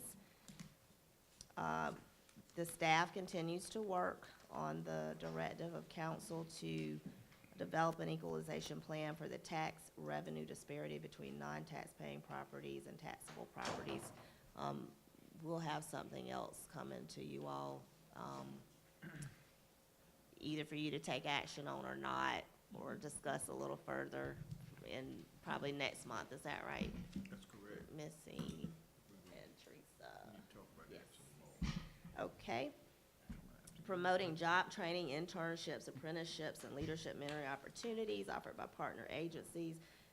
This was great to memorialize this here. Obviously, this isn't something that the city necessarily does, although we do internally have our apprenticeship programs and internships that we sponsor, but the council was very interested in us strengthening our relationships with others who, where that is their role and responsibility. Establish quarterly goals to grow the capacity of our small minority and women-owned business enterprises, and we just talked about that with Melissa and her team. And pass a ban the box ordinance for all city vendors. I know Mayor Benjamin, you raised this priority, and it's included here.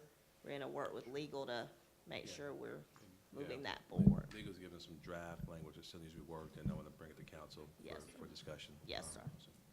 Enhancing Columbia's neighborhoods, focus area number 6. So in recent weeks, obviously there's been a renewed discussion about the need for affordable housing. That's nothing new, as far as it being a focus of this council.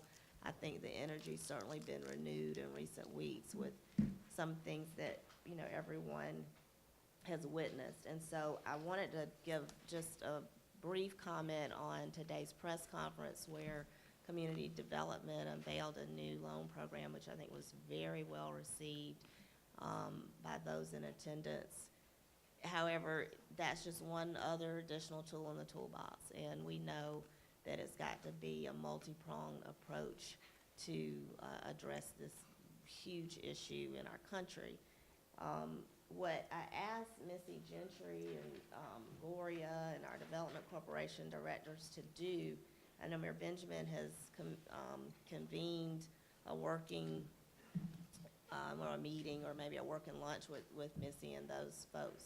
I want her to pass out something that just will get y'all thinking about some of the opportunities. I know I hear about a lot of things. You all hear about a lot of things. There are lots of developers, private investors, other entities that are interested in getting into affordable housing.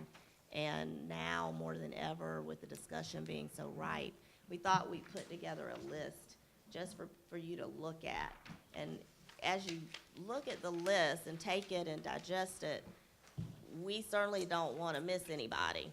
But I think it's important, as your priority says, an aggressive plan for increasing the number of affordable housing units throughout the city with a timeline for the number of units that will come online annually. We can't do that alone as a city.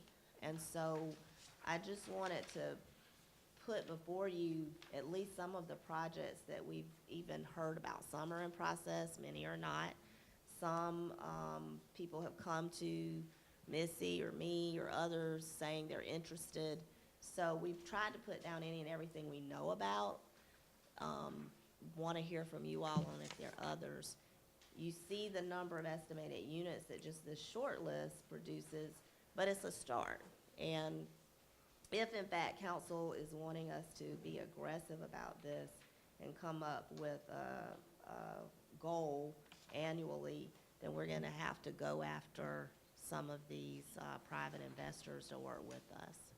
I think leveraging that, and I think there are people on the TN board who can help with that. They did that in their other life. I don't think that we've tried to do so much within the city that I think we've actually handicapped our development corp and being able to get more stuff done.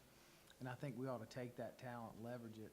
I think the bigger discussion that we're going to have to tackle as we move forward with all these agencies and talk about it is how do we help folks all the way across? Because I think one of the things that we learned with the ABC is that, there are people who've been there for 15, 20, 30, 40 years. That was never the intent of public housing. And to me, I think we're missing something. And, how do we've got to help those folks at a certain point get to where they can to move on. And I know there's some folks that are ill and disabled and other things that can't, but talking to some of the families over the last several weeks, I was a little shocked at how long some folks have been living there.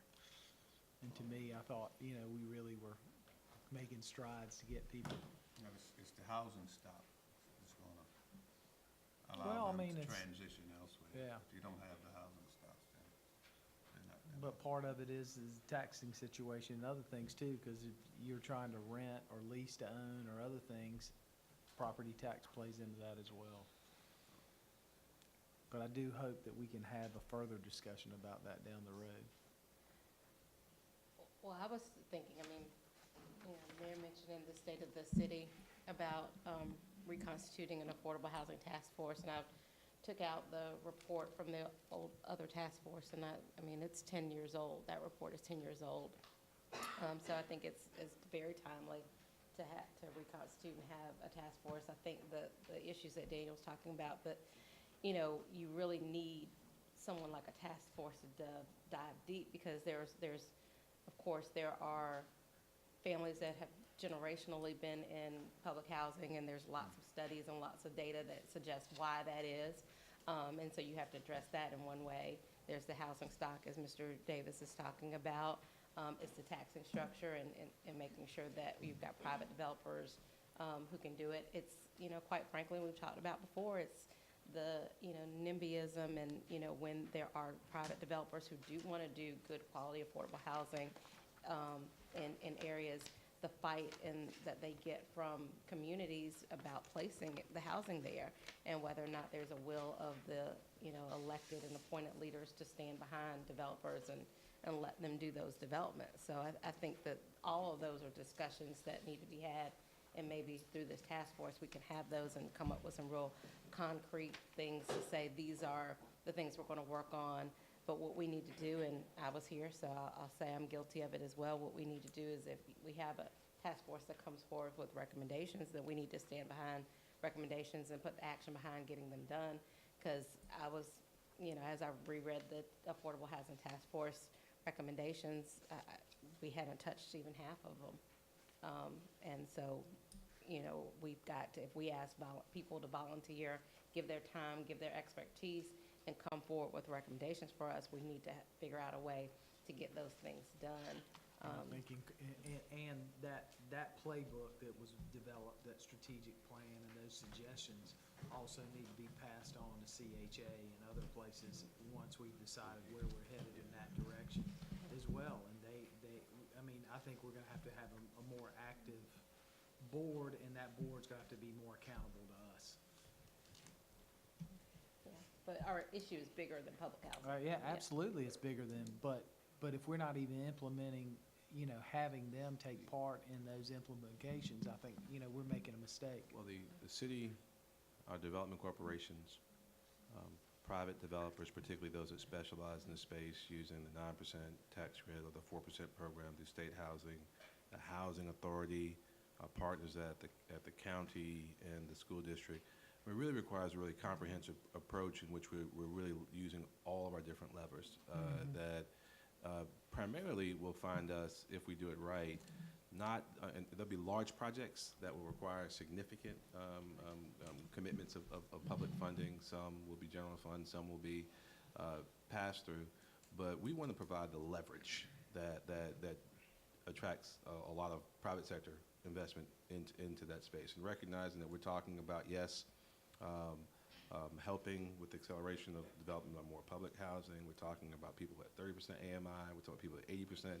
We're talking about workforce housing, and all the way up to 120 to 150% AMI. I mean, but it's going to require a whole lot of folks bring a whole lot of different tools to the toolbox, and we've just got to find the very best ways to create some models that will require us, just as the taxing authority, us and the school district and the county at the table.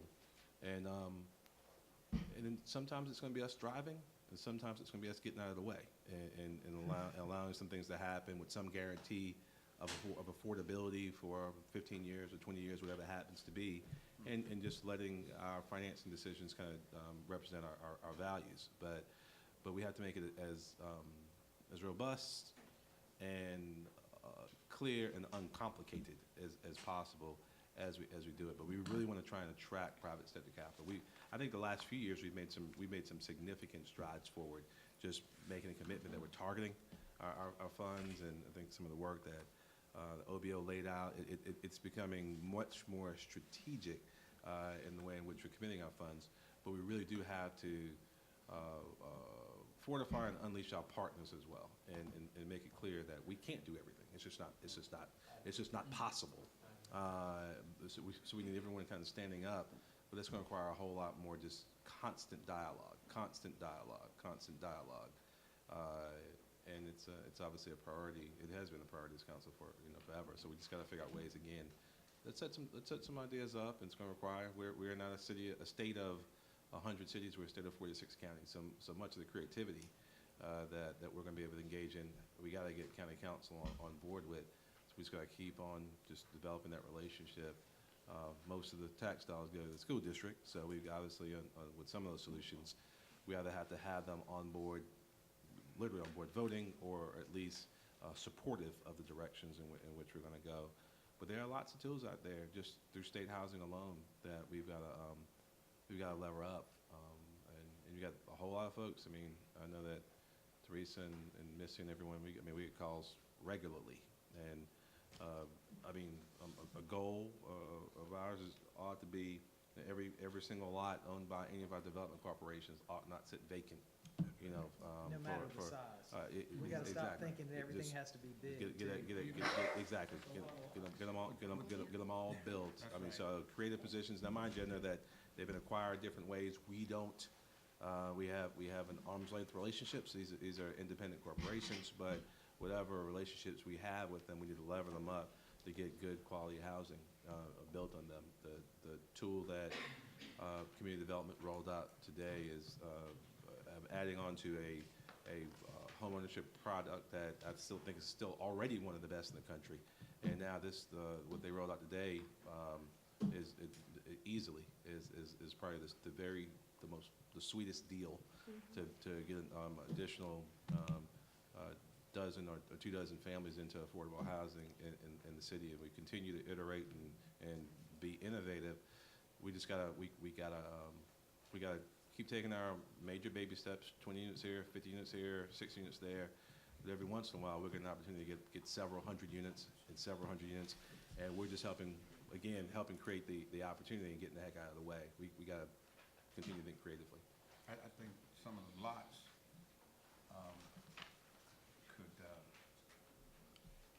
you're right, could kind of put some skates on the process, how fast you can do it. But also with some of the lots, you could be creative. I still like, what is it? Water's Crest. You know, that's how many, 12? There were 8. 8. Where you get a combination. That's something you can set within an existing neighborhood if you don't do single family. But you've got a model where it still blends in. And that helps with some I mean, of there's 70 properties that we have that are not being utilized. Right. Let me see. Let not be land banking anything right now, not in the current environment. Yeah.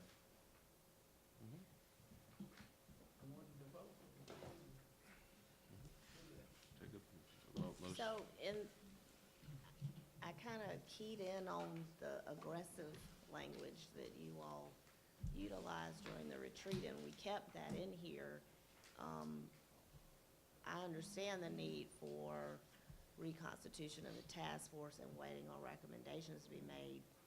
I think the purpose of showing you this, though, is that the time is now. I think people are extremely interested right now in doing something. I mean, we have people coming sometimes saying, you know, we got the land, we got the money, what can we do with this to partner to the city? We've got some land too, yes. But I mean, some private entities or either churches, I mean, they've got land and they've got money and they want to do something. And so we just want to have your blessing that we will. Put an RFQ out for these. Yeah.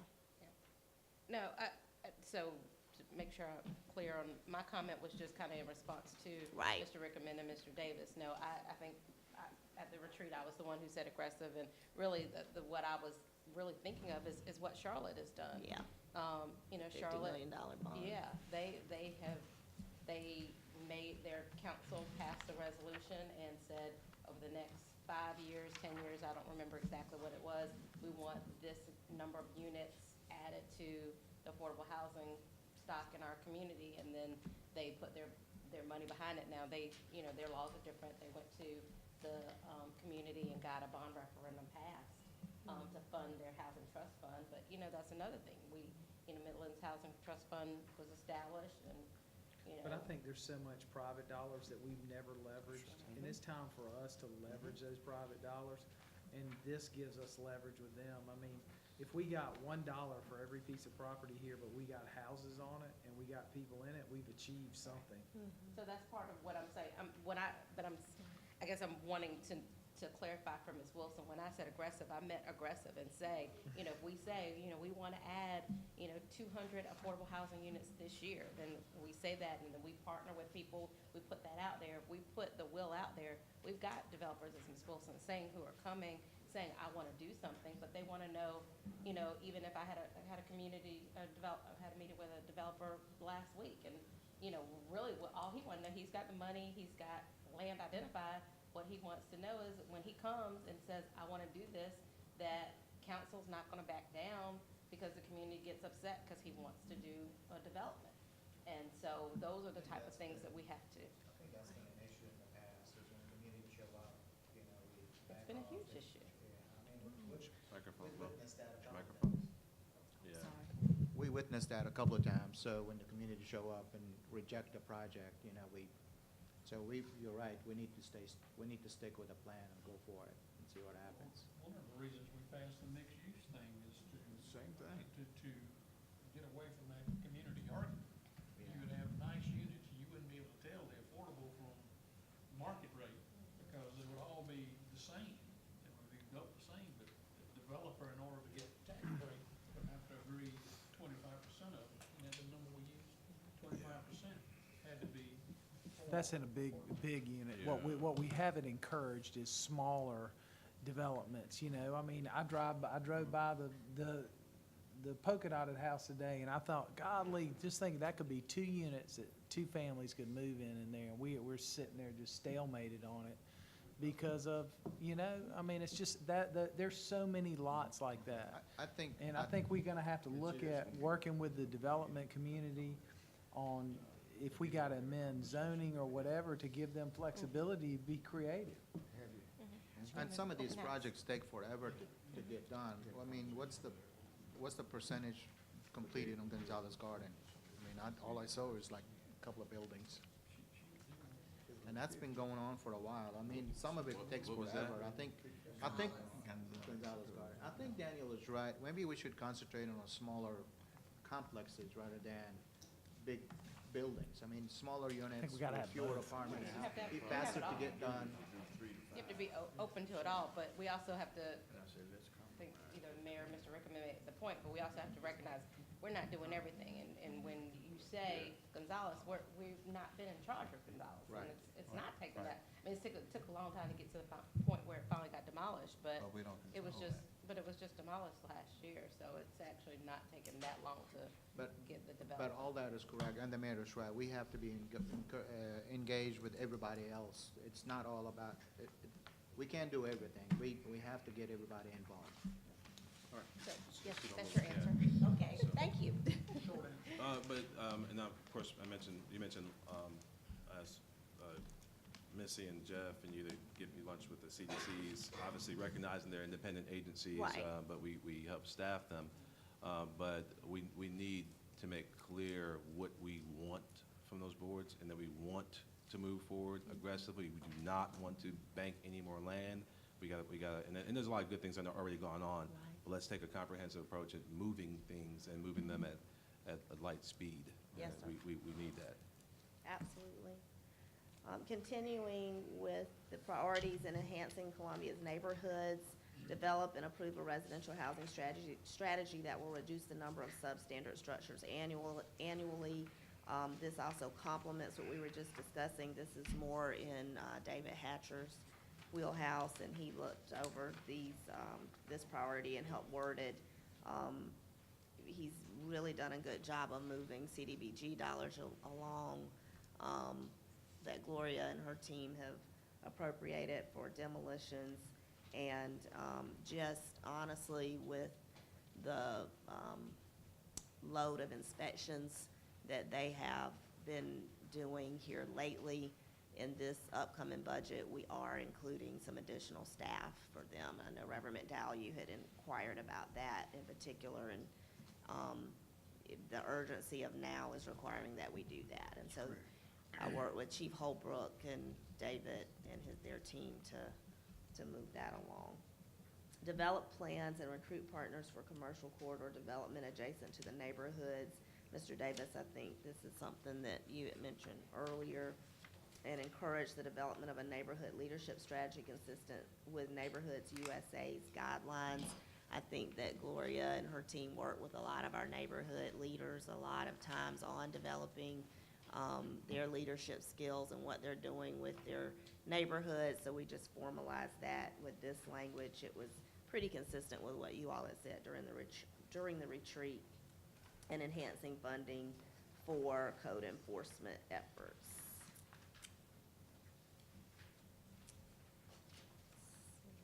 Erica, I think I may have reorganized that a little bit. I'm not sure. You can double check me. I think I ordered it a little bit differently. Number 7, our final focus area, leading the way in innovative and high-quality municipal services. We'll be talking about priority number 1 today in a little more depth in executive session, just due to some contractual items. But this is the establishment of a new municipal complex. Strengthening our mission and focus on customer service to include rebranding the city's customer care center. We want to get all of you through the new location for customer care. I think you'll be surprised, those of you who haven't had the tour, but it's not just about the facility, it is about leadership and a total rebrand and emphasis on customer care and what that really means from top down. I think we've done a good job of restructuring. It's now time to build the culture, and Pam and Clint are working with me currently on that. We've got some actions that will happen in probably this current budget year, if not very early in the new fiscal year. Does that include a command center? Now, when you say that, tell me what exactly you mean by that, because we feel like the customer care center that's relocated is more than adequate. But tell me what you mean. My vision of a command center is a room. With his name on the desk. It could be involved. Okay. We already have a Taj Duval on Gervais Street. Yeah. I think we ought to have a room that's got all the technology that we need to bring in the GIS to include water, sewer, and public works, and have a person that has the authority to make decisions. They could certainly call you if it was a big decision, but they would be able to react 24/7.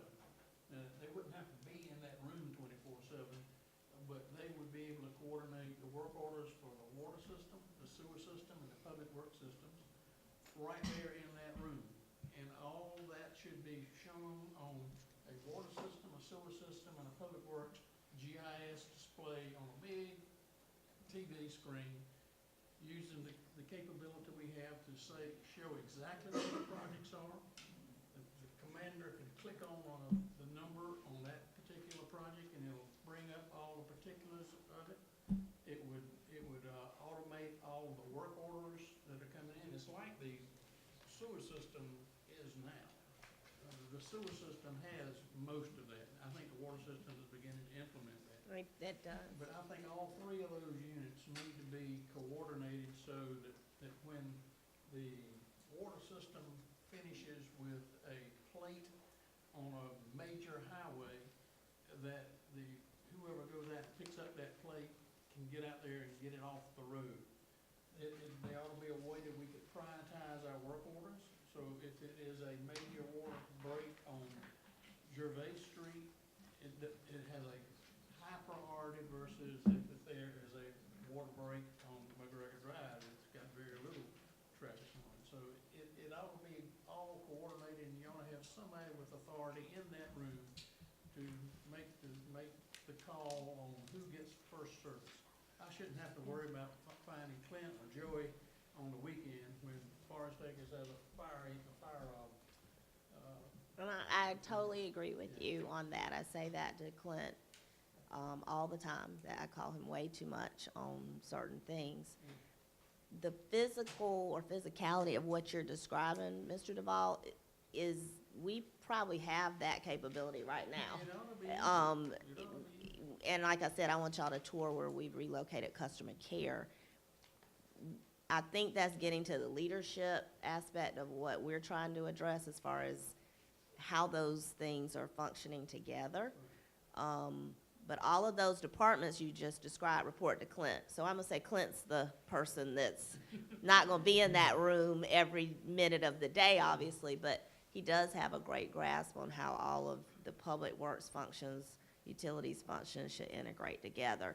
It should be, and it's supposed to be. Now, we're having an issue, I think, with, the human asset and how we are driving that asset. And for lack of a better way of me getting into personnel discussions, I think we know what we need to do, We need to do it sooner than later, and we will. because that's the Trust number me, one complaint. I it's spoke to gonna a group happen. this morning. Number one It's in- complaint it's- again, it's in customer pro- service It is for in water. process. You look at the website on customer care and see the comments that we have on our website under customer care, they're embarrassing. That's the term I was about to say, and you all know me well enough to know that, I'll give lots of opportunities for improvement. If we haven't gotten there yet on that level, and I know Clint has done a lot of things, to help us get there. It's a more compelling, need now for us to do something a little, very different.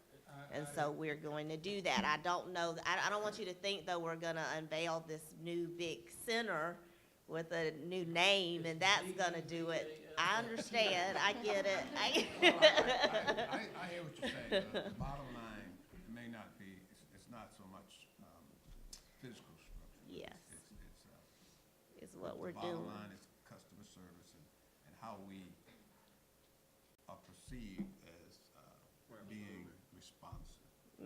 We need to empower people to make a decision to deal with the public, and That's- that, when well, we don't that- have the people who are capable of No, doing I'm it. That's saying, the and problem. that's what she's headed.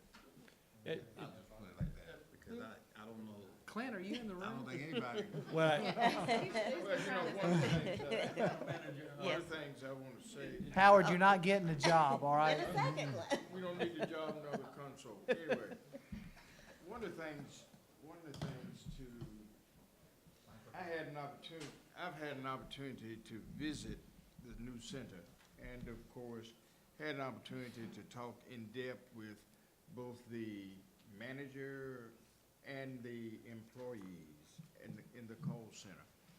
We recognize that there are some issues there, but during that conversation, there was a good feel about where we are going with, particularly with call center questions and demeanor and morale and that sort of thing. The majority of the folk that I talked to that were in that call center stressed that it was tough before moving to the new place, and that there was some vision down the road somewhere to do exactly is to infuse persons in the call center with a kind of enthusiasm, not a digital board with names on it, which could possibly be something we do somewhere down the road. But I think you got a good grip on what we talk about, you and Angie, a good grip on where we are now in that new center, as opposed to where we were, and how do we move past that? And I think that was the genre of that conversation. And great feedback, and I really appreciate it, and I don't want to sound defensive at all by the few comments that I'll make. What makes it difficult for a call taker is if they don't have the information, the real-time information, and I think about making sure those folks have the right tools and making sure our folks in the field have the right tools. And we've talked about Mobile City Works and what we've implemented on the wastewater collection side, and we're in the process of rolling that out on water distribution, and that will allow us to have more real-time feedback. And Councilman Duvall, I think at Beltline, we've got a great place to have somewhat of that command center where water and wastewater, public works can be integrated. Building our GIS system, our mapping capabilities on the water system side to match what we've done on the wastewater side is also a very critical step. And we're doing that. Y'all have allowed us to do that the last 2 budget cycles, and that's something that's got to continue. But a good GIS map and the good CityWorks mobile tools then would allow us to kind of close the loop back to the call taker in more real time so they can report the status of something. And it'll get rid of things getting lost in the system and pieces of paper that were shuffling around from a district back to the main office to be keyed in. That's not very efficient. We recognize that, but I want y'all, we very much understand safe drinking water, protecting the environment, and customer service, absolutely paramount. And some of the AMI project, that's one of the steps, I think, that helps with some of the water billing, water meter reading. That's going to help a lot. You'll see that project tonight, but that's another tool that customers can use to empower themselves to look at, okay, what's my bill, and those sorts of things, and clear it up. So all these things working together, improving our processes, but also our morale and our attitude and how we manage folks, that human capital piece of it, very, very important. So they all work together, but I do hear you loud and clear. It's a non-negotiable. We've got to address it. It's into your Thank report, you. because I read it a few minutes ago, but Yes, sir. I wanted you to know that as much as we complain about it, it has come a long way. I In the appreciate 3 you years saying we've that. been on council. Yes, sir. I appreciate you saying that. It is just so important to me that customer care is, I mean, that's what we do as public servants, and it has to be, something that every single one of us, and I know we're talking a lot about water, customer care issues, but just all across the city, I mean, it's something that's a constant that we have to work on with our staff. I mean, it's non-negotiable, as Clint said, so. That's a long way from where. It has, it absolutely has, but we're gonna keep going, because it's that important. Yes, sir. 3 big screens. Okay, I hear you.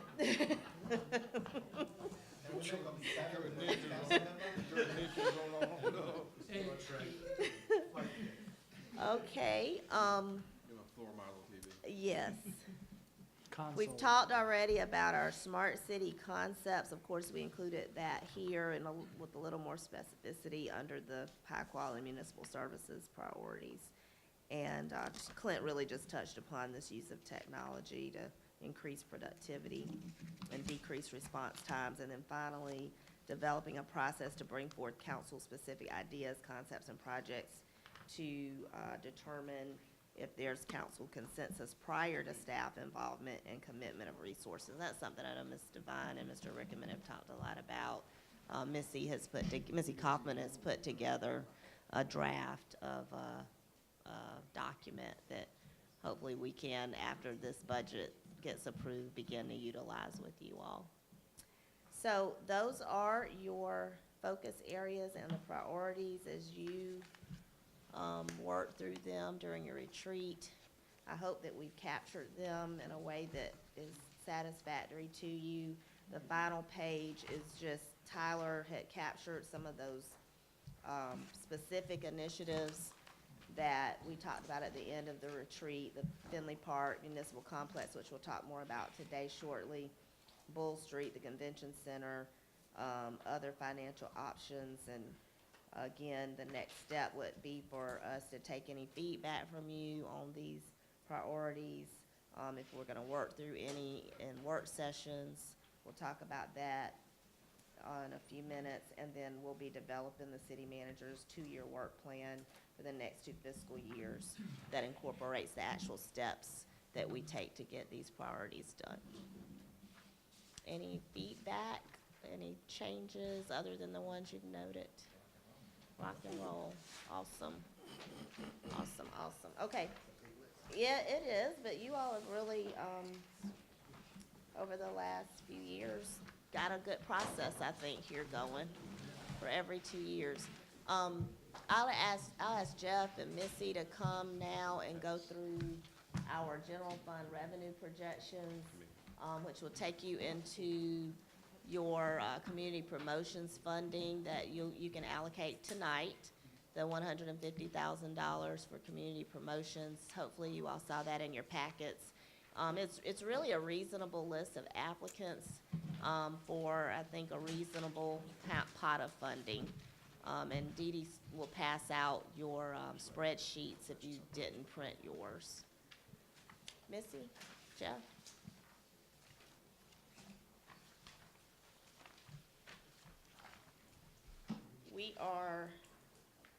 We're gonna stop at 4:30, okay? That's what I'm claiming, so that you have plenty of time in executive session. We're digesting this, we're not acting on this right now, right?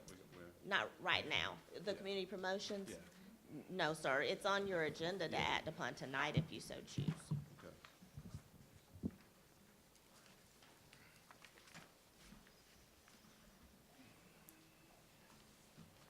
You got that message earlier.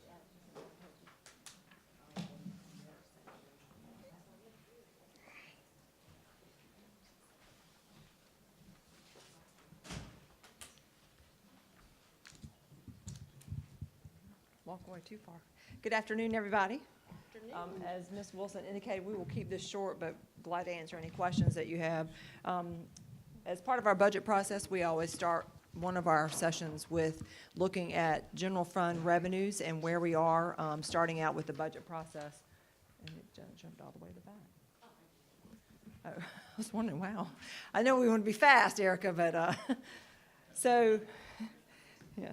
So first thing we want to talk about a little bit is just sort of where we are with our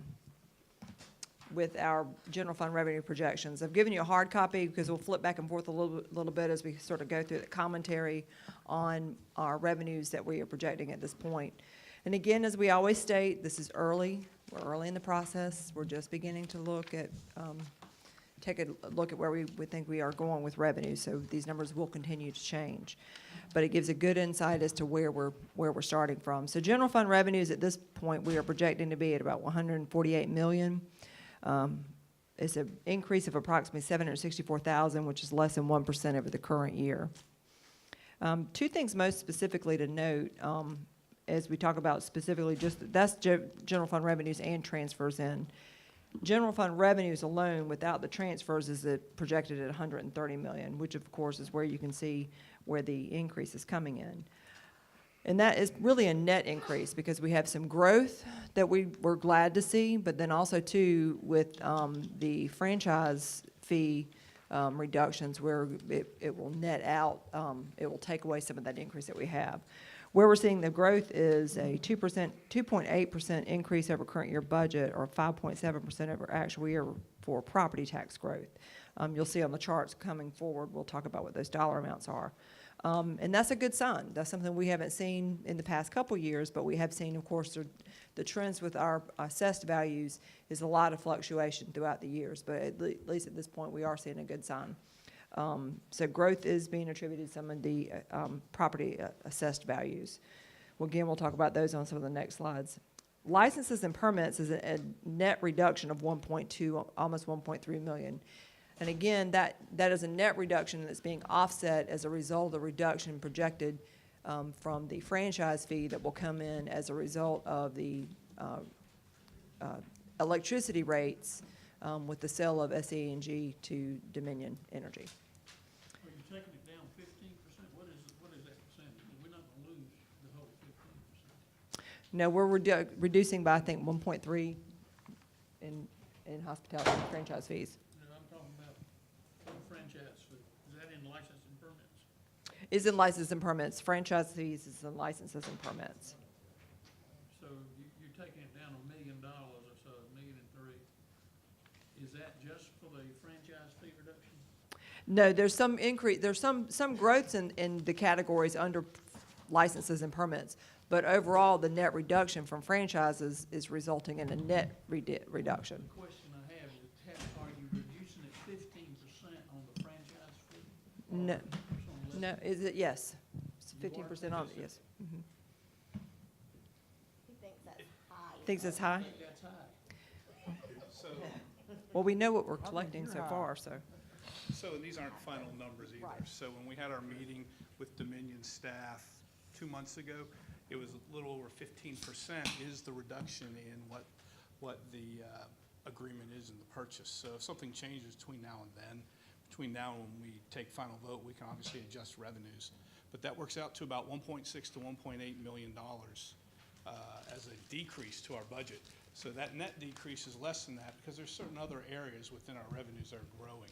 So that's, that 1 million, was it 1.2 million something? Yeah, right at 1.3. That's kind of the net when you take out the approximately 1.6, I think is what we were deducting out for the franchise fee. Review the reduction in the franchise fee, see if it's less than 15%. We will continue to adjust.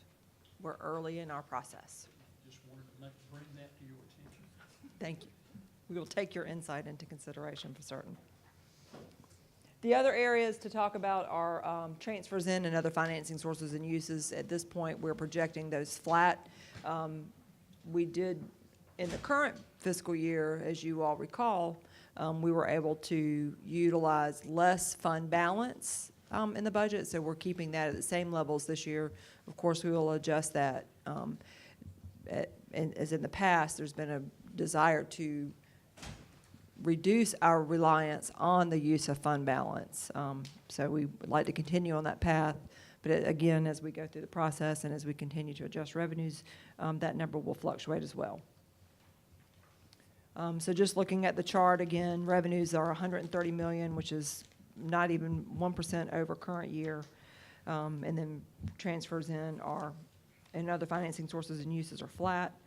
So total revenues and transfers in right now are 148.8 million. And that's for just the general fund. That's in comparison to prior year actuals, we ended the year at 140.9 million. So it's pretty generous over the current year, prior year actuals. Just advancing a little forward to our assessed values, again, pointing out where we see our history. Sorry, Missy, let me Sorry. ask a question. Sure. For the transfer from parking, the fact that we're transferring over, so we haven't been charging in the garages, are we projecting that to impact our revenue in the parking fund? There are some adjustments, I think, to be made in the parking revenue funds. We'll have to continue to look at that as we go into next year's. So that might be a number that we also adjust. But at this point, I don't think we are expecting much of an impact on the revenue collections. The garages. How long is that going to happen until we get the garages back up and? I'll let Missy answer that, but I do know that one of the probably budget work sessions needs to include a report from Elle on fees. So I'm not sure if she's going to go ahead and do that. We've kind of been holding off, but it really is time. We do, yeah. I've had that question when folks are pleasantly surprised that they're not having to get charged, and I tell them why, and then they say, does that mean the fees are going to go up because you're doing this? So people are asking. That's not why, and I will have to communicate that, because that is certainly not why, because we hadn't been charging for a while that we're No, gonna they're charge saying it. because we're upgrading it, because I tell them we're upgrading the system, Right. that's why we're not charging. Well, So we people haven't been at, anticipate we that. haven't been at trend for some time. But So we're only not charging for the daily parkers. The monthly parkers are still paying. The gates knew are that. up. They're scheduled to go back down March 4th. So we're coming up on the time frame that they'll drop again. March 4th I've instead of been March. parking in there. I didn't know that, or I've been parking in there. I have to feed the damn meter. Until March 4th. There were a lot of parents from out of town getting $10 tickets this weekend, I can tell you that. I watched them as I was eating lunch. Okay. Any other questions about the transfers? It's 10. For meter, For meters. I thought it was 8. All right, so graphically, just looking at our final assessments, we can see, over time, we have a fairly good trend. We get some level years, and then we're able to see some growth. Hopefully, that trend will continue to stay, especially with some of the efforts that are being discussed with regards to our developments in the city. So at this point, this is just informational for you and background information. Looking forward at our budget schedule, as Ms. Wilson mentioned earlier, for March, we were planning to look possibly at the parking system. That may be adjusted a little as we continue our discussions. One of the things we will bring up are, We don't have this, do we? yes, it should be on your last page. My last page. This calendar here? Yes, this No, one. it's not yeah. the same one, is it? Yeah. No, there's just an extra page. I think those were just topics from prior presentations. It's not on the slides, but those are just topics that we outlined before.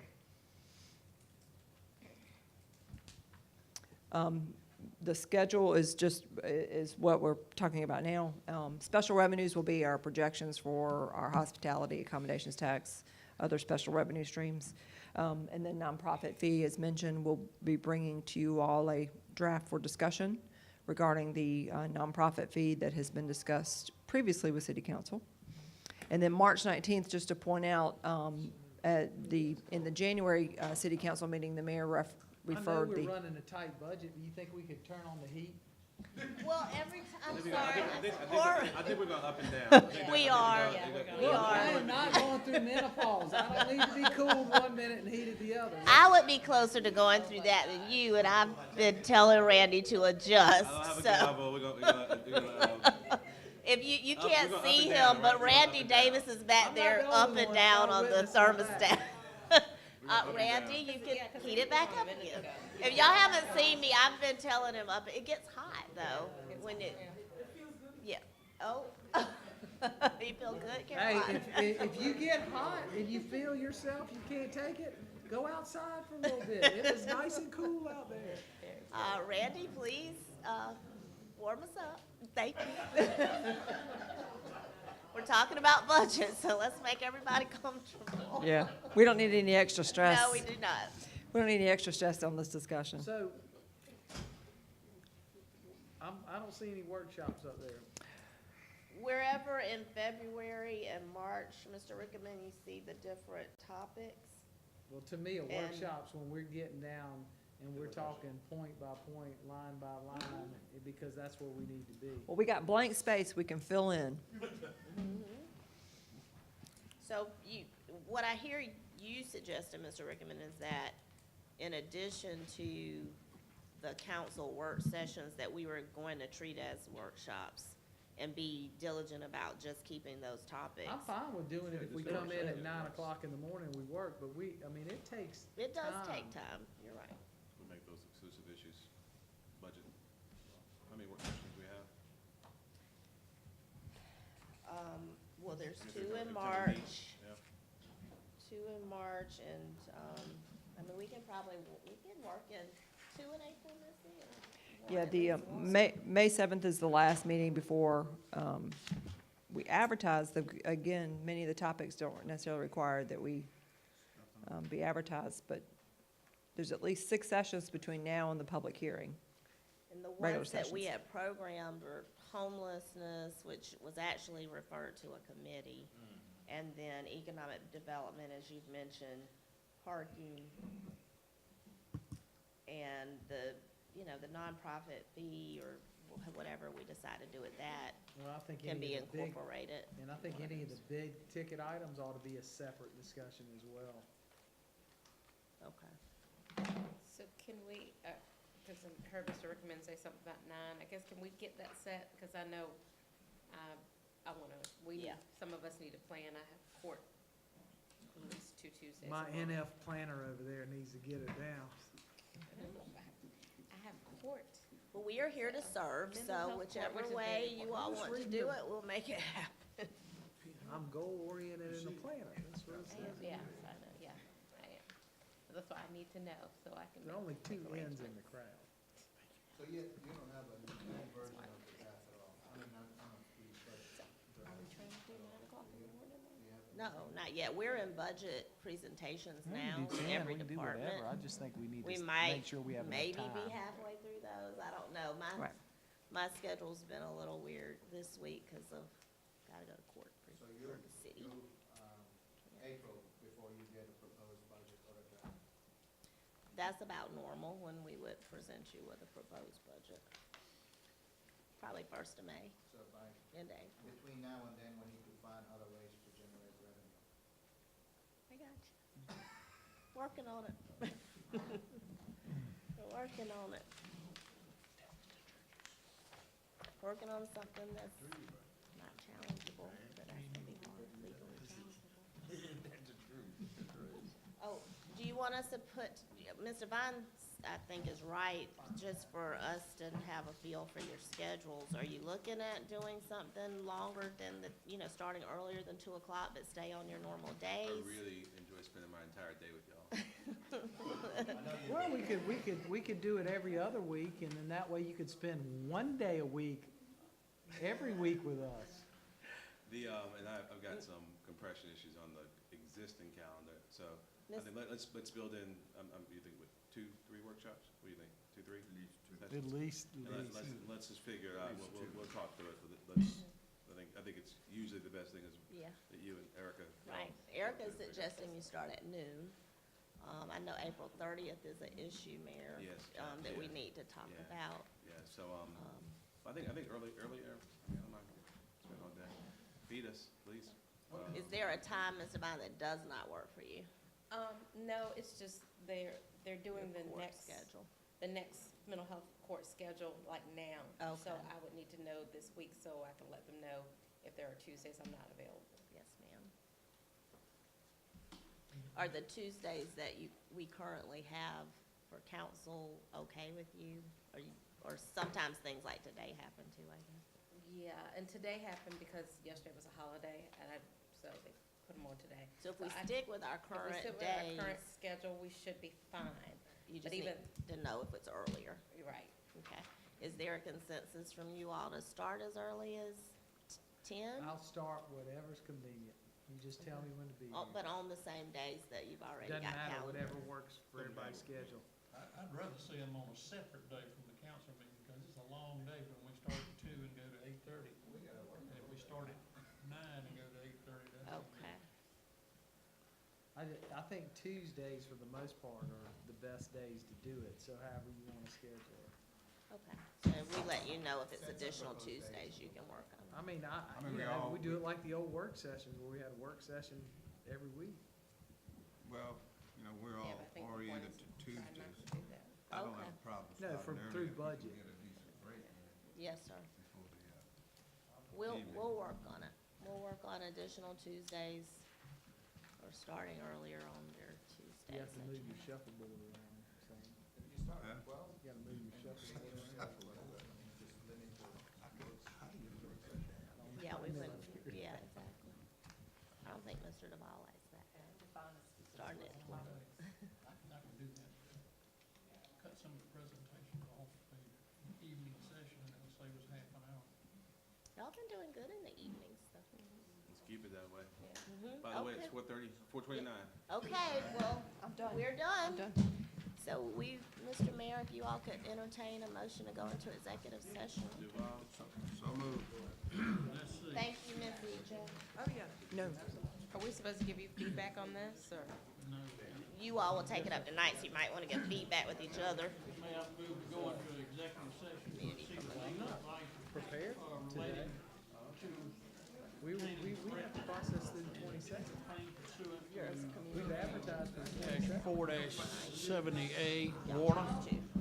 Discussion of matters related to proposed location or expansion of services to encourage location or expansion of industries or other businesses pursuant to 70A2 Fenley Park Municipal Complex re-simplify.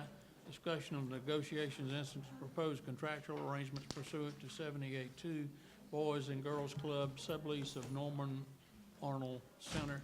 Receipt of legal advice related to matters covered by attorney-client privilege pursuant to 70A2 Housing Authorities.